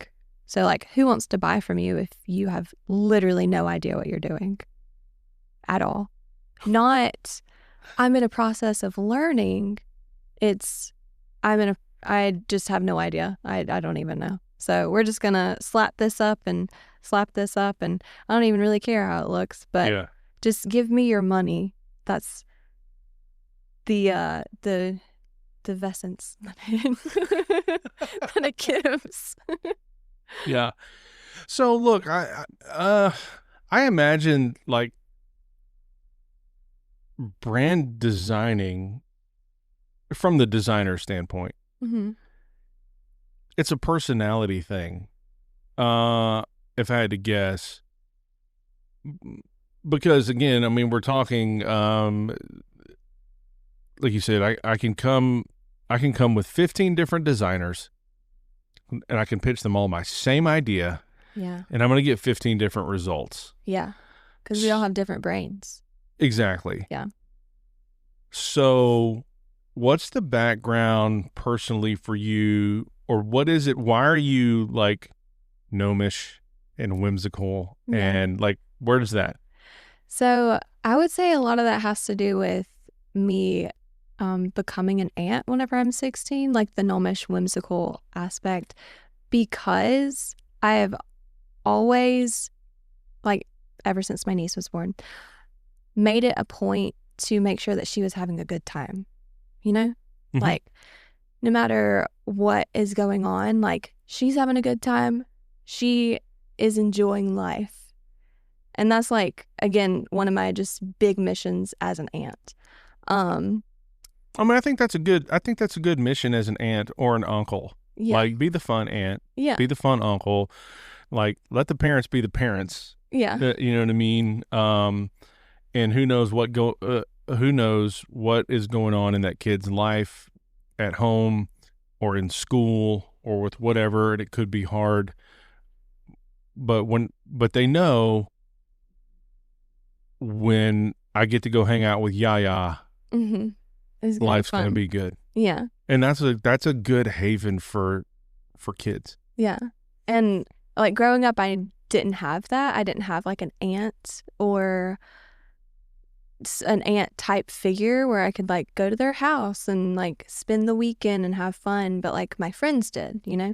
So like I said, made that a mission, and I feel like that has kind of allowed me to hold on a little bit more to my child's like mind, and like be able to be a little bit more goofy in my ideas, mm-hmm. and such. because I'm around that all the time. I have the niece, and then I have she has a little brother and a little sister, so I have two nieces and a nephew, and just always being around that energy and being reminded of like what that childlike thinking is. And because they'll look at something and they'll be like, oh, that's not a table, that's a fort, that is my new house, I'm Heck gonna yeah. live in there. Yeah. And yeah, just being around that energy has helped me kind of. Yeah. And there's any number of ways you can go with whimsical, but you're like the garden gnome. Yeah, which is a little bit more homey, and that goes a little bit more like with my branding philosophy for local businesses. Um, because if you're a local business, like you want to have all of these regulars that are coming in here, right? And you want to have that familiarity and have that and make them feel like home, essentially. Well, that's where you find the garden gnomes. They're in somebody's front yard, backyard. Yeah. They're in the house, or wherever. That makes sense. Yeah. See, it's the little stuff like that takes you a couple years to figure out. Yeah. As a business owner. Yeah. Essentially. No, I mean, I think just like with my beard, I could be a gnome. I should be a garden gnome for Halloween. You should, honestly. I should totally do that one year. I don't normally participate in Halloween or dress up, but maybe that'd be a fun one. That would be. I could totally pull off a garden gnome. Have you done Santa Claus before? I have. Yeah. Okay. Yeah. I can see that. Yeah, I was on a Zoom call with some people a couple of weeks ago, and this really young girl who happened to be on it. She's like 13 years old. That sounds weird for me to be on a Zoom. It wasn't just us. There's other people there. Yeah. There's other people there. It's like I got on screen and she's like, "You look like Santa Claus." And I'm like, "Yeah, I know. I've done Santa Claus a few times." But you recently went through a brand redesign. Yes. Yourself for your own company. So what was the driver behind that? Like why did you say to yourself, all right, it's time to update? Because I was finally able to solidify what I've been trying to say, in that local businesses are meant to be like home for their regulars. And also knowing where I pull these ideas from. You asked like how, like the whimsy and stuff like that. I pull a lot of that from my nieces and nephew, like I said, and also like being a film kid, like just knowing where those ideas come from. And yeah, just having a more solid philosophy on branding and wanting to pull that out in the design. But you had gnomes previously. Did, yes. So what changed? So with the old design, color was a huge thing too. Color, it was a little less colorful. It was very warm, but I wanted it to be a little bit more colorful. Still warm, but more colorful to like show that energy and that whimsy. And then Norm has always been there, but his design was more of like a line. Norm is the gnome? Yeah, Norm is the gnome. Oh, when you said Norm only bites on Mondays, I thought that was your dog. Oh no. I need to put him on the website too. I still have more designing to do. Well, Norm, yes. is Norm not the gnome that's the image on your website? Yes, but maybe like down where his name is mentioned, or like give him a name tag. Okay, because I see the gnome, but I don't see Norm. Yeah. Anywhere. So yeah, like he's on there twice, or he's on there several times in various ways. But yeah, I would have no idea that this is Norm. Yeah. No, I still have more designing to do to like make that more clear. But he before still had like a hand-drawn feel to him, but it was more line work, and which is great and very homey and very homemade feeling, but it didn't necessarily have that whimsy that I was going for. So I felt like the style that he's drawn in now in my icons and stuff, which is like a Swedish folk art type style, just kind of brought that out a little bit more, like the folksy, whimsical aspect. Yeah, now you're getting into a whole like arena I know nothing about. When you start talking about um Swedish folk art, I'll have which to would look be it up. different from like, the classic, and I don't even know what I'm talking about. I just know this because I everybody knows what it is, like the American Gothic and the dude with the pitchfork Yeah. and his wife standing by, like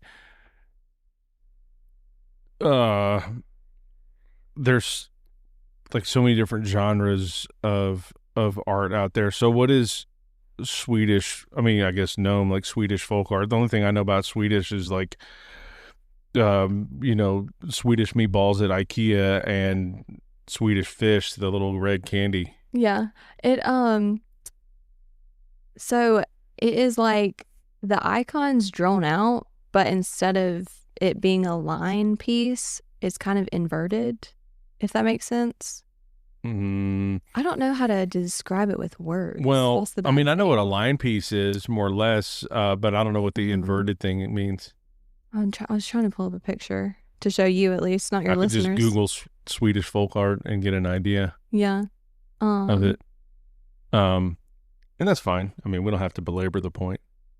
Yeah. I mean, a lot of these styles and stuff, I didn't go to school for design, for art. So I don't know the names right off of my head.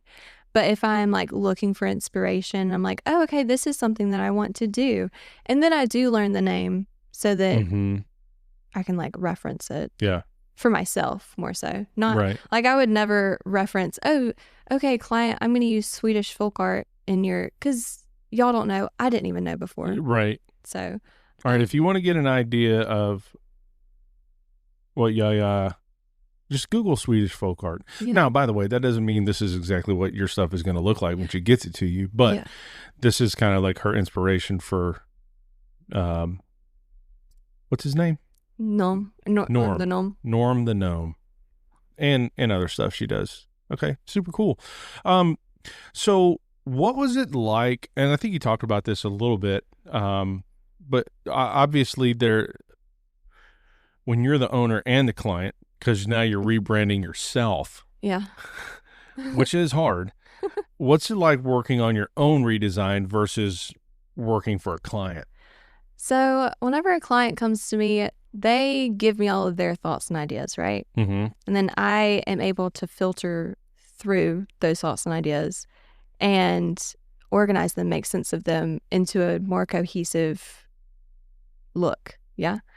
But me, whenever I'm coming to myself with all of my thoughts and all of my ideas, it can look a little chaotic, right? So it's kind of hard to explain, but I like went into the project as if I were a client and not the designer and filled out my own questionnaire. Oh, really? Yeah.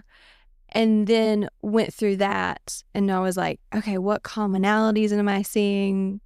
Blah, blah, blah. I was trying to like write up my strategy at that point.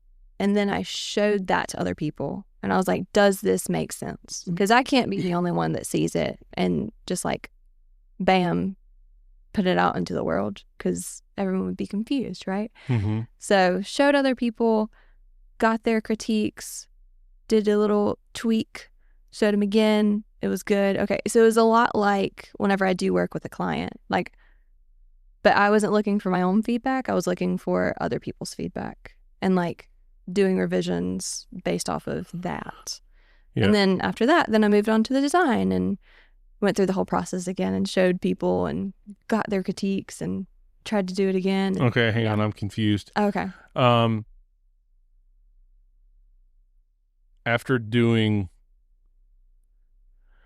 what are you trying to flesh out before you get to, because you said after that I went to the design. What's before the design? The strategy. So that's whenever you work out the mission statement, the values, vision statement, the purpose of the business, who the business is for, all of that like thinky stuff that you don't see of a brand. So like the behind the scenes. So you got all that on paper and then showed it to whomever, friends, close family, other whomever. Yes. And got their thoughts. And once you got that nailed down, now let's design. Yes. Okay. And that's the process that if I came to you, that's what I would go through. Mhm. Yeah. Same thing. Yeah. Or same. And all right, so you went into design, Mm-hmm. and how'd that go? Was it Honestly, chaotic? It should. I mean, it's obviously probably less chaotic than the first half, right? yeah. So once I have a strategy down and I know like what feelings I want it to evoke, the design aspect is fairly easy because I can kind of just like see it in my head already. And I'm like, okay, close my eyes. This is how it's supposed to look. And then I get that on paper or on screen, whatever. So the design process is like fairly smooth for me because I do the strategy part. But yeah, the headache, head scratching part is in the strategy more so. Mm-hmm. Are people like when somebody comes to you wanting to, for instance, like what is it, Hillview Lanes? Is that what they're called? Yeah. The bowling alley. Like when somebody comes to you and they want to do um a brand, are people coming and doing like just 100%? Let's scrap this old stuff and do a brand new redesign, or are people doing kind of keeping what exists but just tweaking and like kind of, some new flair, a facelift as it were, or are we just like starting from scratch? The clients that I've had so far have been total redesigns, but a facelift is always an option for sure. Like if the current design is able to be tweaked to be in line with the brand strategy. Yeah. So yeah, it depends for future clients. It depends for like how much work does your strategy need and how much how in line it is with your current design. Mm-hmm. And there's always, look, so there's always those moments in running your own business where you have to, I don't know, pick the analogy, like you have to bury something or put it to bed or whatever. It's the end of something, Mm-hmm. so that something new can take its place. Mm-hmm. So what did you have to let go of in the old Yaya? And what were and are you trying to create? Mm-hmm. I think I know part of that answer just in picking up things you said, like wanting to, well, gnome the norm. No, norm the gnome. Yeah. Yeah. I mean, it's the idea that he, there's that home. Mm-hmm. I don't know. Maybe that's a hard question to answer. It is kind of hard. Well, not really. I mean, it's a little like embarrassing for me to admit as a brand designer, but with the previous design, I honestly didn't know what I wanted to do, but I'm a brand designer, so how can I not have a brand design? So, I don't think. Well, I mean, I wouldn't say that's embarrassing, but I'm not you. I mean, I would just. Well, look. I mean, everybody starts somewhere, right? yeah. Yeah, everybody starts at square one, Mm-hmm. and when you start doing something professionally, it's a time game and a learning as you go game. Mm-hmm. And so, I mean, I don't think that's embarrassing. I think it's honest, and I prefer honesty too. Yeah. Like I love those people who, whenever you are when this person is a professional in their field and you ask them a question, Mm-hmm. I love the people that say, I don't know. Yeah. I prefer that. Like, don't just tell me you don't know and go find the answer instead of giving me a load of crap. Yeah. Exactly. So So, yeah, I honestly just like tried to design something that I thought I wanted Branded by Yaya to be, but I wasn't completely clear on it. So, which I think was evident because it was a little chaotic. should have just stuck with text. I should have. I should have taken my own advice, honestly. But yeah, and then now like just bringing out my solidified branding philosophy and that like homey theme Yeah. in the new brand. Nice. So not only did you go through a brand redesign, you also recently went through a team member moving on, and bringing on a new team member, I think. Oh, that was with the coffee shop. Oh. Yeah. Um. Oh, okay. I thought that was with your company. No. Because when That'd be nice. oh, so it's just you. Yeah, it's just me. Oh, okay. Because Yeah. whenever I shot you some dates and you were telling it needs to be this and that's why I had to move it back because I thought there was maybe a transitioning team member at branded No. by Yaya. Sorry, I was unclear with that. No, no, Yeah. no. It's not unclear at all. I just assumed it was part of your company. So I was going to ask you like, what's it like to go through transitioning an employee, but I guess you don't know. Don't know. I don't know if I could have employees work for me, honestly. Yeah. I'm too much of a control freak to Sure. be able to pass that on. So I don't know. Do you have any employees? Just myself. Yeah. I have people that help me. Depending on like the event, I'm trying to determine if I want to have a helper Friday night at the Brad Paisley concert because the concerts I tend to get busy. I imagine. However, like I'm taking, and they won't be any help. I have my kids with me and my wife. I'm going to take them. We're all going to go to the concert, Mm-hmm. and they'll just get to enjoy it. Obviously, my kids can't help me sell cigars because they don't know anything about cigars, and then obviously my wife, who used to help me, no longer can. Mm-hmm. So I'll be a one-man show, and I want to take one of my trusty sidekicks with me to help me out. And on the other hand, I'm a vendor coming in, and I just don't know how it looks for me to unload 5 people into the event that aren't paying tickets. I mean, You know what I mean? It's probably fine. I would say it's fine. There's other vendors there who have multiple people helping. Yeah. And my kids they're just there to enjoy the concert. I hope they're going to enjoy it because Brad Paisley's great. But so here, fun fact, I kind of made friends at this event venue with the guy who runs all the security out there because he's a big cigar smoker. So I showed up. He's like, yeah. So then we kind of, I'm trying to remember last year I did a concert out there and it was for Dierks Bentley. Very first concert my kids have ever been to. Oh. Right. So we're there pre-show because obviously I'm a vendor, got to be there early, got to get set up and all that jazz. And the security guard, his name's Kevin. He comes up and he looks at my kids and he's like, hey, you guys come with me. So he takes my 2 kids and he gives them like the special access wristbands and puts them right there, like standing room only, right in front of the stage. Oh, God.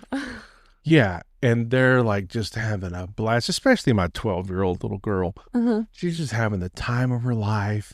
Like one of the players gives her a guitar pick. Dierks Bentley gives her a rose. Oh, God. And all this stuff. And she's like, after the show, she's like, Dad, I got this rose from Dierks Bentley, and he touched it to his face and has Dierks Bentley sweat on it. And I'm like, and it's like, it's hanging in this closet right here because we hung it and dried it. So it's all like, and so I'm like, all right, any concert they go to from now on is going to suck because they got like the top shelf experience, their very first go round. And anytime, like, and of course my son, he doesn't really care. He's much like I am, just as laid back as you can possibly be. Doesn't have very many opinions. He's like, this is fun, but whatever. But my daughter's like, Best thing ever. So we'll see what happens Friday night for the Brad Paisley concert. I'd be curious to see their reactions. They're going to be like, we're peasants now. Yeah, exactly. Exactly. Look, we don't get top shelf treatment anymore. Like, what's the deal? Oh, God. So, but no, I don't have any employees, so I don't know what it's like I know what it's like to manage people from a past former life. Yeah. But yeah, who knows what the future holds for the cigar box. I mean, if things go the way I want it to go, then eventually I would have that. But Mm-hmm. you know, but that's like, I mean, that's a question you have to answer as an entrepreneur and as a Yeah. business owner. Are you trying to are you going to try and grow your company into a bigger company so that you um I guess ultimately whatever your goals are, so you can not work so much and have other people, Yeah. you know. But if you're going to do that, that means you have to let go. Yeah. And if you don't want to do that, that's totally fine. That's just a decision you have to make. So you would have to. I think it's hard in a creative environment that you Yeah. live in, because it's you design like this. Yeah. And so to have an employee and to have, multiple accounts come in, more than you could handle, and let's say you have an employee, but you still want, all right, here's who I am. You work for Branded by Yaya now. You're going to be designing on this thing, but it has to look this way, but they're not you. Mm-hmm. Yeah, see, I don't think that I could, if I were to have an employee, I don't think that I could give over the creative aspects of it. I think, or the designing and like actually working with the brand aspects of it. I think it would be more like, okay, you work for me now. You're gonna take on the stuff that I don't really want to do necessarily, like social media, or you can figure out taxes, or just like that kind of aspects. Well, yeah, I mean, excuse me, that's always a good thing to have, because that frees up more time for you to do the design stuff that you need to do. Yeah, But I don't know. There's probably certain things that, do you think other people could have the initial conversations for you? maybe. Yeah. Do So it could be intake like, forms have conversations? If you make sure to give them, like, have those conversations. These are the high ticket items that we have to know, mm-hmm. and then get whatever else you can get, Yeah. to help you flesh out what this business owner wants. Yeah. Kind of like the admin stuff Yeah. after that. Client Maybe. community, like, initial conversations, client communications, like, all right, here is, I don't know how many designs and redesigns you offer in your package. We don't have to get into all that, but it's like, I finished the work, here it is, send it to them, get their feedback, blah blah, and like stuff you did, like the busy work. Yeah. No, that is true. That would actually be optimal. Yeah, I mean, you don't have to hire another designer. Yeah. I'm too much of a control Yeah, freak. no, that's totally fine. You could do it. I believe in you. What I also believe is that I want you, listener, to enjoy the ultimate in cigar luxury brought directly to your event. The Cigar Box offers a curated selection of premium cigars, expert recommendations, and a sophisticated mobile cigar bar experience on wheels. Perfect for weddings, corporate events, and private parties. Visit mobilecigarbox.com and fill out the booking inquiry form, and I will be back in touch with you as soon as possible. All right, so you you're you're native to South Carolina. Yes. um you're in the Pickens area. Like, are you from Pickens? Yeah. Technically was born in Spartanburg, but only lived there for 2 weeks. So yes, I'm from Pickens. Okay, from Pickens. Went to school here, went to college here. hmm Where'd you go to college? Went to Clemson University. Oh, all right. Yep. Go Tigers. hmm um for what? I went to Clemson for, it's called World Cinema. So it's film theory and critique, which was a lot of fun because we got to watch a bunch of movies and sit around and talk about them. Does that not help you with social media content? Yeah, I mean, 100%. Like, just knowing, like, what goes into a compelling story. Yes, I would say it definitely helps. What goes into a compelling story? Well, you have to, well, okay, like basics, who, what, when, where, why, right? But then, So go ahead. last night I was in a Zoom meeting. Uh-huh. The same 13-year-old girl was in this one too, Okay. right? But I was with Mr. Wynn. He's like an actor, teacher. And so he's telling us, you want to create a character. This is the homework. You have to create a character that's nothing like you. And dude, this is freaking hard. And this was the best session I've been in yet. And he said, you're going to convey this character to me with no words. You cannot use words. Okay. Okay. No sounds. No words, no sounds. It's just facial expression, motions, those things. He said, you're going to incorporate the 5W method. Okay. Who are they? Mm-hmm. What are they like? When were they born? Where are they from? Why are they like they are? Mm-hmm. And then the last is an age. But how did they speak? Mm-hmm. Right. And so I created this character that's nothing like me, with the exception of he's from Texas, right? But I kind of just wrote down some notes. He's a wealthy oil man. That's who he is. Uh-huh. What's he like? He's straight business. When were they born? He was born in 1860. He's from Texas. Why are they like the way they are? Why is he straight business? Because he got burned by family and friends early. Mm. And how does he speak? He's calm, but he's cold and calculated. I made a very difficult character for me to play without words or sound. So I don't know. Huh? That seems like fun though. Like fun to try to create or like figure out, how do I do this? Oh man, it was brutal. With no words. Yeah, I don't know. I had to take off my hat. That helped. So I only bring that up because I asked you what makes for an engaging story, and then you said the W's. Yeah. Who, what, when, where, why. Yeah. So continue. Sorry to interrupt. No, you're good. Well, I mean, that's a good point. Like, we want to know that about like anything, a person, a brand, a story, because it's in, like, people love details, right? So like if you can add in, like, for the when, like, people really want to know when did you think of this, when did this happen, et cetera, et cetera. So yeah, like the 5Ws, like you just said. And also you have to consider, like, who are you talking to and why do they care? Like, that's a big thing. Like, why would they care about what you're talking about? It can't just be like, oh, because I'm Yaya and they just want to hear me talk about branding. You know, how does this relate to them specifically? How can they use this in their business?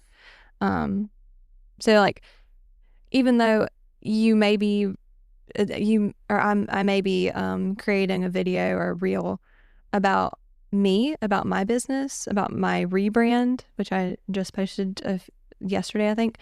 But it's still, why would someone care about my business? How could they use this information for their business? So yeah, just being able to like restructure that aspect of it. Yeah. So now you've got something in the tool belt to help you with your. So, went to college in Clemson for film theory and what? And critique. Film theory and critique. Mm-hmm. What was the goal? The goal was performance. I, like, all through high school was in theater. All through college, even after college, did improv, which I really enjoyed. I love comedy. And the goal was to move to New York and be in film or television, film and television, which I did. I moved to Brooklyn and I loved it. I love New York City. I think it's amazing. I actually have family up there, so it was, I wasn't just there by myself. So okay. It was nice. I was living by myself. I was gonna get there. That, but, you did head down the path because you moved to New York. Yes. And I don't know, like, how do you even get your foot in the door into that arena? Honestly, I don't even know, because once I got there, it hit me. I was like, I don't even want to do this. Really? Yeah. I got there and... Wasn't what you thought it was going to be?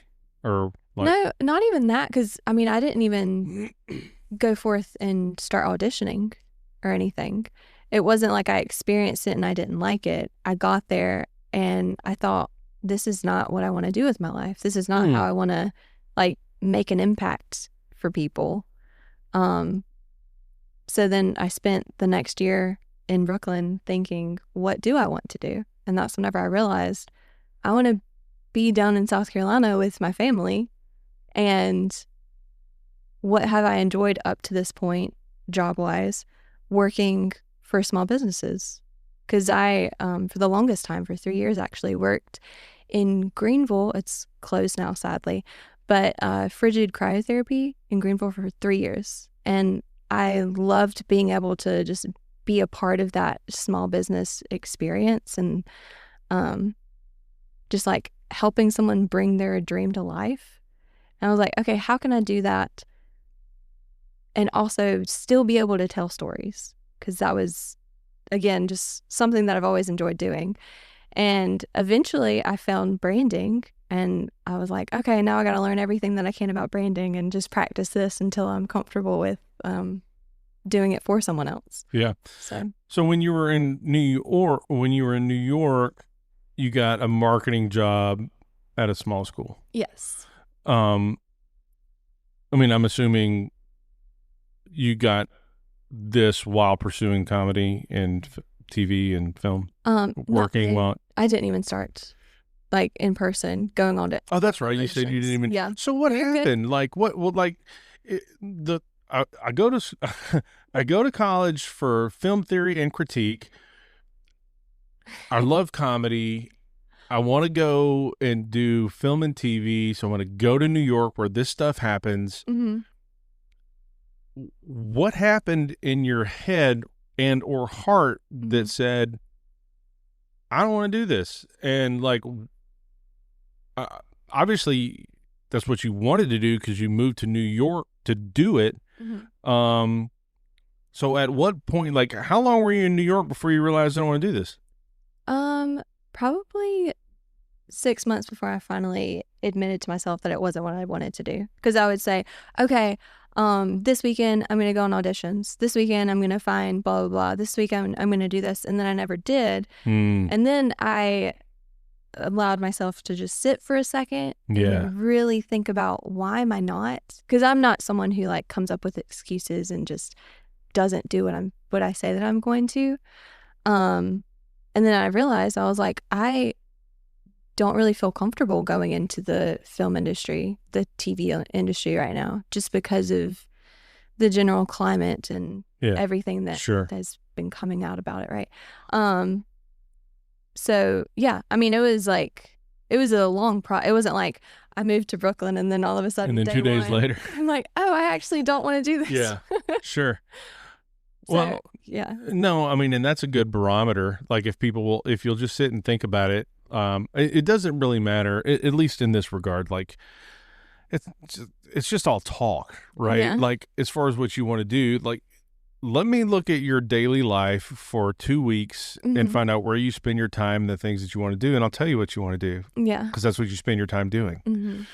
If you really want to do something, well, then you will spend time working towards doing that thing. Yeah. So if you're saying to yourself, I want to be in film and TV, but like you said, you're not going on auditions. Yeah. You're not trying to make connections with talent agencies or producers and writers and other actors or whatever. Like you may be thinking it, but your heart's telling a different story. Yeah. I was like, okay, Lauren, like stop lying to yourself and just figure out what you actually do want to do. So where does the spark for brand design come from? So I've been posting on social media since 2015, since I was 17 years old, and I was doing like comedy videos and such on YouTube, and then eventually like moved to Instagram and doing shorter form stuff. But then I just randomly started doing graphics, like just posting comedic graphics, and just for fun, just because I was like, playing in Photoshop and eventually in Illustrator and just seeing what I could make, right? And then I was like, oh, I really like this. Like, this is like scratching an itch in my brain that I didn't know was there. So that's whenever I started like really learning more about those softwares and like what goes into a design. And I was like, okay, I love this. This is it. This is what I want to do. And again, just like learning all that I could and actually enjoying learning about it. That kind of told me, okay, this is what I want to do. Yeah. You brought up, let me look it up here really quick if I can find it. Because you brought up like playing around in Illustrator and Photoshop. And of course,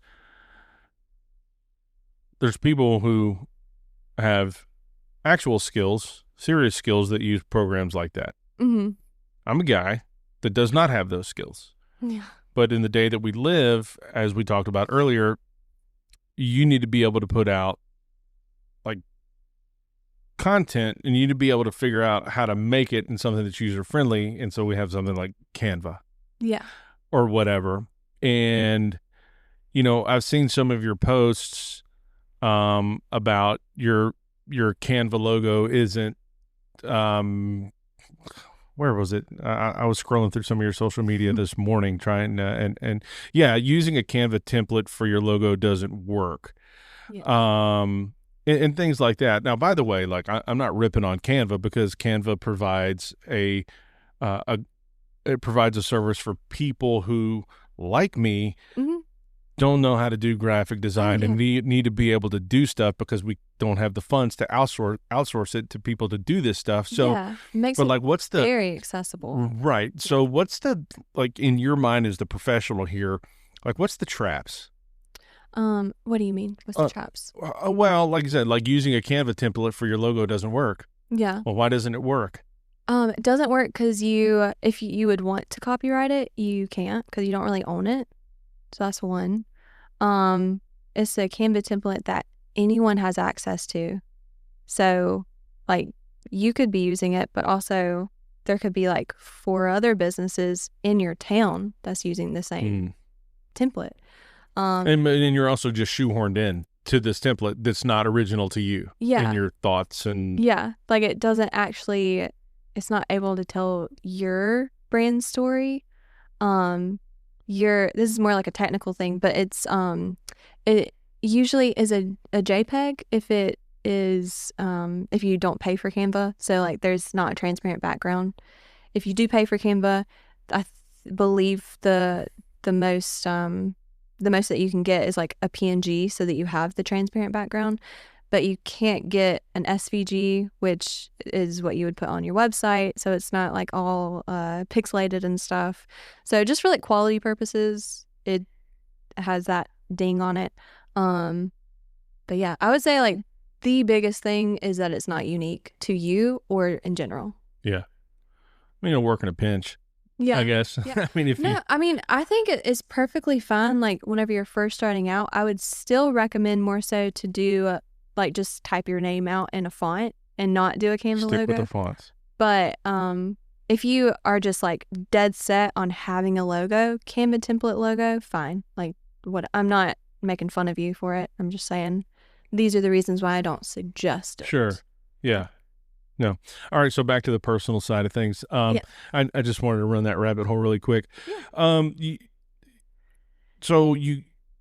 What is the where's it at? What's the marketing job at the school that you get? It was internal marketing.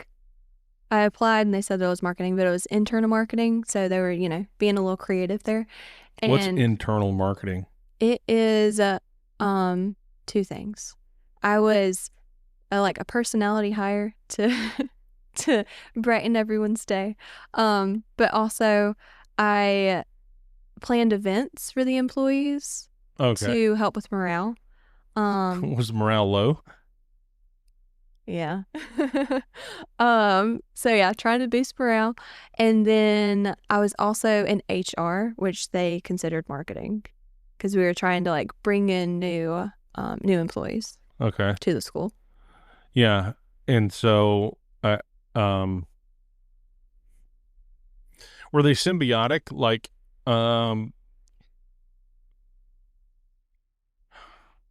but you weren't, you were internal marketing, but is the marketing job where you really begin to get into the design part of things? Personally, not like at the job, just like on my own in Okay. me in my apartment, like It's stemming from all like the social media stuff you were doing Yeah. and just creating. Okay. hmm And so when do you come back to the upstate? a year after I moved. Give me a year. So I moved. Oh, like the actual. Okay. Yeah, time wise. I mean, I believe it was November of 2023. you come back here. No, that can't be it. I mean, did you? Yes. Do you? Go ahead. You're in New York, hmm and do you already have it in your mind that you're going to launch Branded by Yaya? Oh, I And- launched it while I was there. Oh, okay. Yes. Yeah.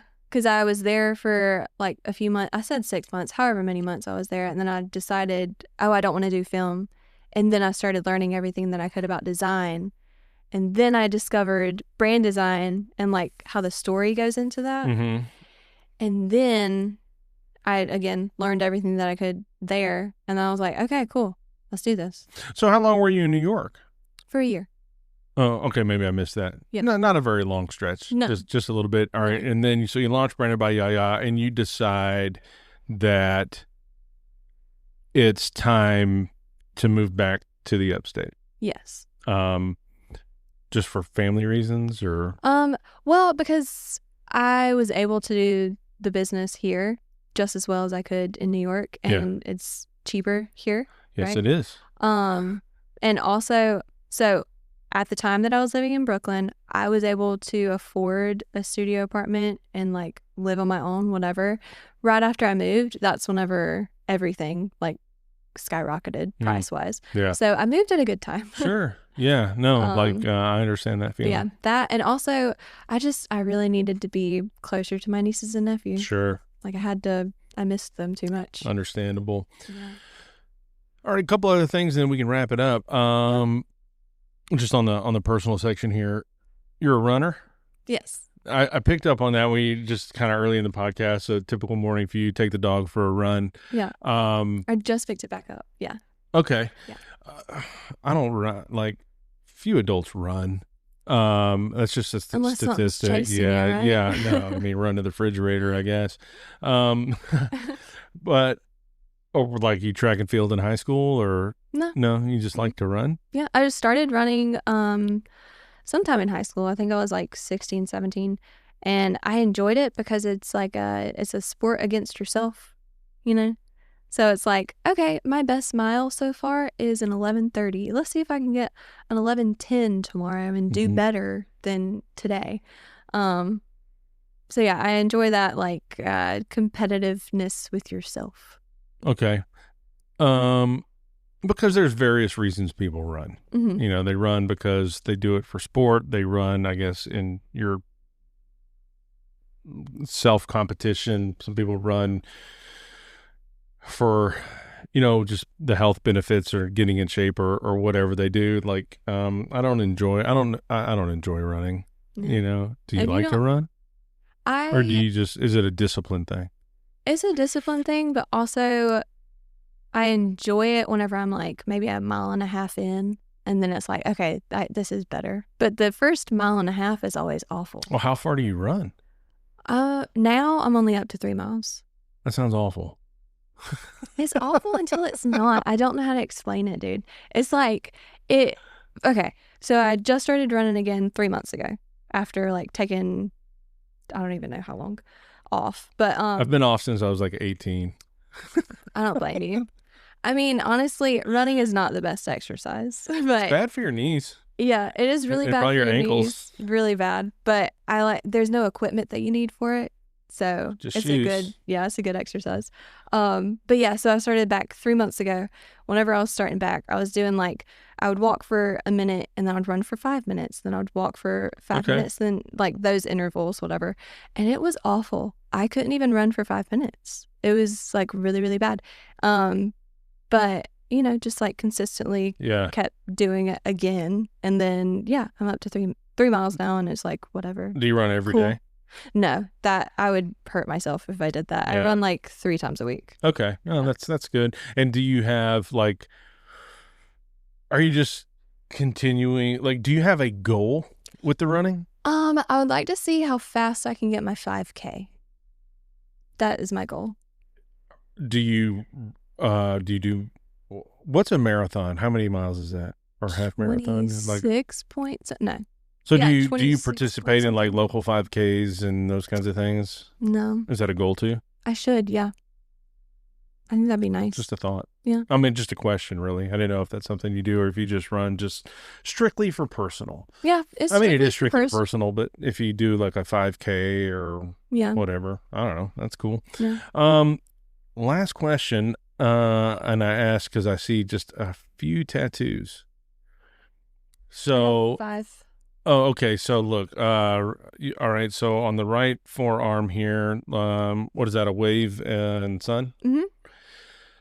All right. So you wave and sun on the left arm. We've got, what is that? Banana peel. And a shark tooth. Shark tooth. Okay.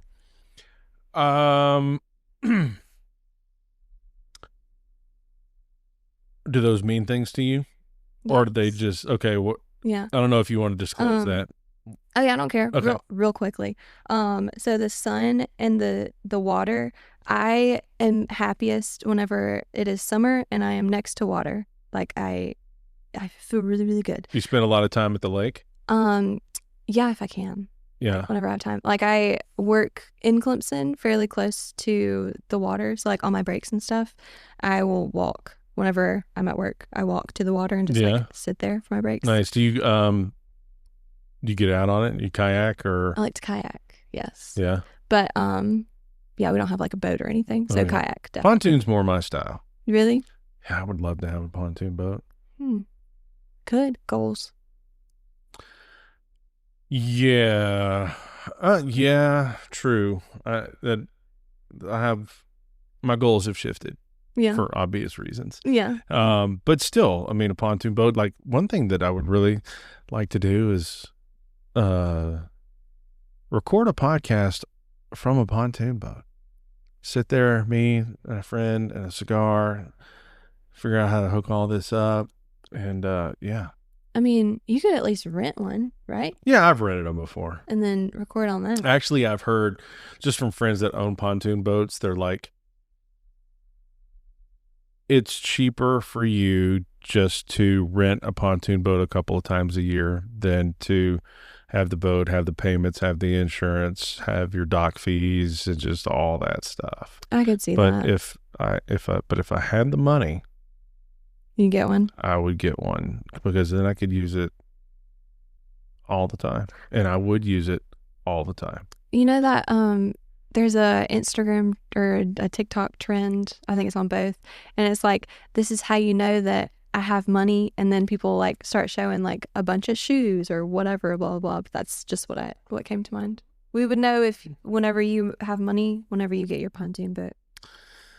Yeah, maybe. I think that's a little deceptive because just because you have a lot of shoes doesn't mean you have money. It means Visa has money. Yeah. And you have a lot of debt. Yeah. That's an option. Yeah. Sadly, yeah. Yeah. So anyway, sorry. So happy by the sun, happy during the summer, and by the water. And then Banana Peel, just from the comedy background, and Charlie Chaplin is one of my favorite actors. Okay. And he, fun fact, was the first actor to use slipping on a banana peel gag on film. Okay. So that's hey, talk about conveying everything you need to know without words and sound. Yeah. Yeah. Yeah. I know. It's very interesting to watch a silent film, for sure. Highly recommend any Charlie Chaplin, but definitely Modern Times. If y'all want to watch a silent film. Okay. Shark's Tooth is for my family. So my mom and my dad, ever since they were like really young, before they were even married, they've always been beach people. So they go to the beach, and I would say about 80% of the time they're walking up and down the beach looking for shark's teeth. They have this huge jar in their living room just full of shark's teeth that they found over the past like 30 years, almost 40 years. Yeah. So Wow. yeah, that's for them. Mm-hmm. And then I have on my foot Free to Dream, which is my very first tattoo. That's pretty self-explanatory. Free to Dream. And then on my shoulder, on the back of my shoulder, is a skull and an hourglass, which signifies a memento mori, which means remember your death or remember you will die. So pretty much just the old version of YOLO. Yeah, it's the OG version of YOLO, right? Yeah. Who does your work? So Rex at Relentless Tattoo, he in I think it's Powdersville. I'm not good with locations. Shout out to Rex at Relentless Tattoo. Yes, he's the owner, but I'm friends with his daughter, so I've known him forever. Okay. He's done most of them. Yes. Okay. And then I've gotten like one other person just for funsies to try someone else, but Sure. yeah, mostly him. Are you finished? Yes. That's it. No more tats. Yeah, just 5. Okay. No, because I have talked. I mean, I don't have any. I've thought about it for a long time. I've just never pulled the trigger on it. But I've talked to a lot of people that are like, once you start, it's just then you wind up just wanting more and more. Yeah. But I you're mean, satisfied at 5. Oh, no, I thought you meant, is that all that you have? No, I have like 3 more that I would like to get. But yeah. Financially, I have different focuses at this point. Yeah, tattoos are not cheap. So, yeah, they're waiting. But yeah, Okay. I definitely have, like I had my soul dog who died. A soul dog. Soul dog, like a dog. SOUL? Yeah. Yeah, like we were connected. Oh, like Does that make soul, sense? like, yeah, like soulmate, but Yes. in dog form. Yes, exactly. Gotcha. Sorry, is a term. I promise. I'm not weird. But it is the vessence of Yaya in animal form. Yeah, pretty much. That's who he was. But he died 2 years ago, and he had this porcupine stuffy that he would carry with him just everywhere. And I would like to get that tattooed somewhere just for him. And then just some other stuff that I'm like, maybe, but I'm not 100% on. Yeah. How far? Like I have a really good friend of mine who has a lot.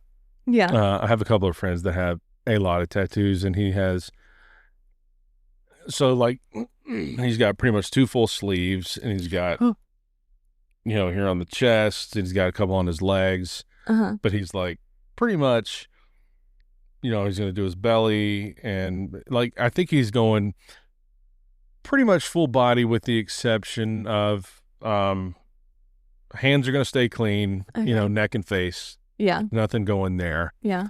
So I don't know how far you're going. I like just like the random little sparse tattoos. So yeah, I probably wouldn't do like a sleeve of any kind, or probably nothing else like on my back, because I have that one. Yeah, and that's a question that I've mentioned because I interviewed the guys from Magic Rooster Tattoo. Okay. And that was fun. Yeah. That was a fun episode. But I just don't like, and I probably said it before on the podcast, you wind up talking about tattoos with people that have them.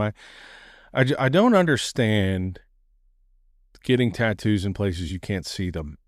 Yeah. Like if maybe it's just I like tattoos and they're cool and I just want them. Mm-hmm. But for me, like my thought process is I think this is really cool and I want to get it as a tattoo. I want to get it in a place where I can visually enjoy it. Mm-hmm. So like I don't understand putting stuff on your back, or like, the girls put stuff behind your ear and just I don't understand. This one, because I wear tank tops a lot. So like you can see it there. But yeah, I wouldn't get one like in the middle of my back where my shirt would cover it.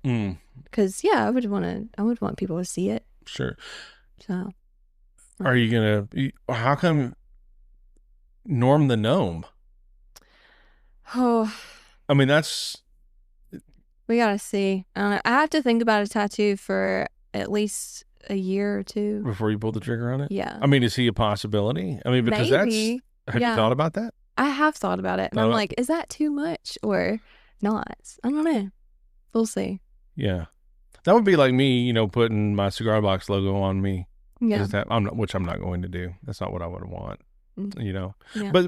But Norm the Gnome. Mm-hmm. That's a whole different tattoo possibility, because this is like the cigar box logo is. I mean, it just is what it is. It's super identifying. That's all it's ever going to be. Mm-hmm. And it's just, I would not want that, but your little garden gnome. Yeah, it's more symbolic. Exactly. It could be whatever. Exactly. Yeah. That would make sense. Yeah. It's a possibility, but I don't know. We'll see. And all of your tattoos, are they all just black? Yes. You don't have any color? No, I'm not really a color tattoo person. I love like the traditional American, I think is the style. Mm-hmm. Which has like bold, bright colors. Beautiful. But I don't think that's for me. But I love them on other people. Yeah. Fair. All right. Well, look, this has been super fun. I know. I've had a good time. Thanks for coming. Thanks Good for deal. having me. We would normally review cigars right now, but we didn't smoke any, so we're going to skip that. One last time, how do people find you on the web and on social media? Yes, brandonbyaya.com or at brandonbyaya on Instagram, and that's, yeah. Okay. And look, if you are listening to this podcast and you're an entrepreneur or a business owner in the upstate of South Carolina, Lauren, a.k.a. Yaya, she would really love to do some local business for the local upstate. Please. Go to her website, knock on her door, fill out the form, or shoot her a direct message on Instagram, and let Yaya put her flair on the upstate. Yes. Yeah, absolutely. Give me the names of just a few people that you think I should have on the podcast. Okay, she is currently she's actually the owner of the old Cry Spa that I worked at. She is currently in like this big awakening, I guess, like whenever it comes to I don't even know how to explain it, to like personal recovery and like personal health. Her name is Courtney Neal. Mm-hmm. She is Frigid Cryo at like on Instagram and stuff. I think she would be really interesting to have on here. Just because again, she's like trying to uncover all of these like myths and stuff about health. Okay. So that'd be a good one. Okay. Other than that, like what types of businesses would you business professionals, entrepreneurs, entertainers? Have you, I don't know your like viewpoints on this, but have you had any like queer owners? I have not on here. I don't think I have. You could look into that. I actually don't personally know any queer business owners, but that might be a good one. Sure. No, I mean, I'm not. I mean, the point of Sunday Afternoon Smokes is just to highlight local businesses, business professionals, entertainers, and entrepreneurs, and help blast out to the upstate what is available to them here and promote, local business. So it's not, I don't really dive in. I'm not afraid to dive into politics or, what's the word I'm looking for? Or, social issues. I mean, that's not the aim. Oh no, but if I didn't even mean to make it like as a social issue or political thing. Sure. Yeah. No, I mean that's not the aim of the podcast, but I'm not afraid to talk about them if we get there. I mean, but so it's just I'm looking for like the business owners and entrepreneurs and professionals and yeah, for sure. So cool beans. Well, yeah, that's my suggestion. Okay. Sounds good. Well, look, y'all check out Branded by Yaya. Check out her work. It's really cool. And she does some really good stuff. So give her a look, reach out to her. You've been listening. Oh, by the way, thank you for your time. I appreciate it. Thanks for carving out a couple hours on a Tuesday morning to hang out with me and talk about what you do. You've been listening to Sunday Afternoon Smokes. I appreciate it. Drop me a review, share it with your friends, share it with your family, share it on your socials, and share it with the world because Sunday Afternoon Smokes is really sweet. We will talk to you later.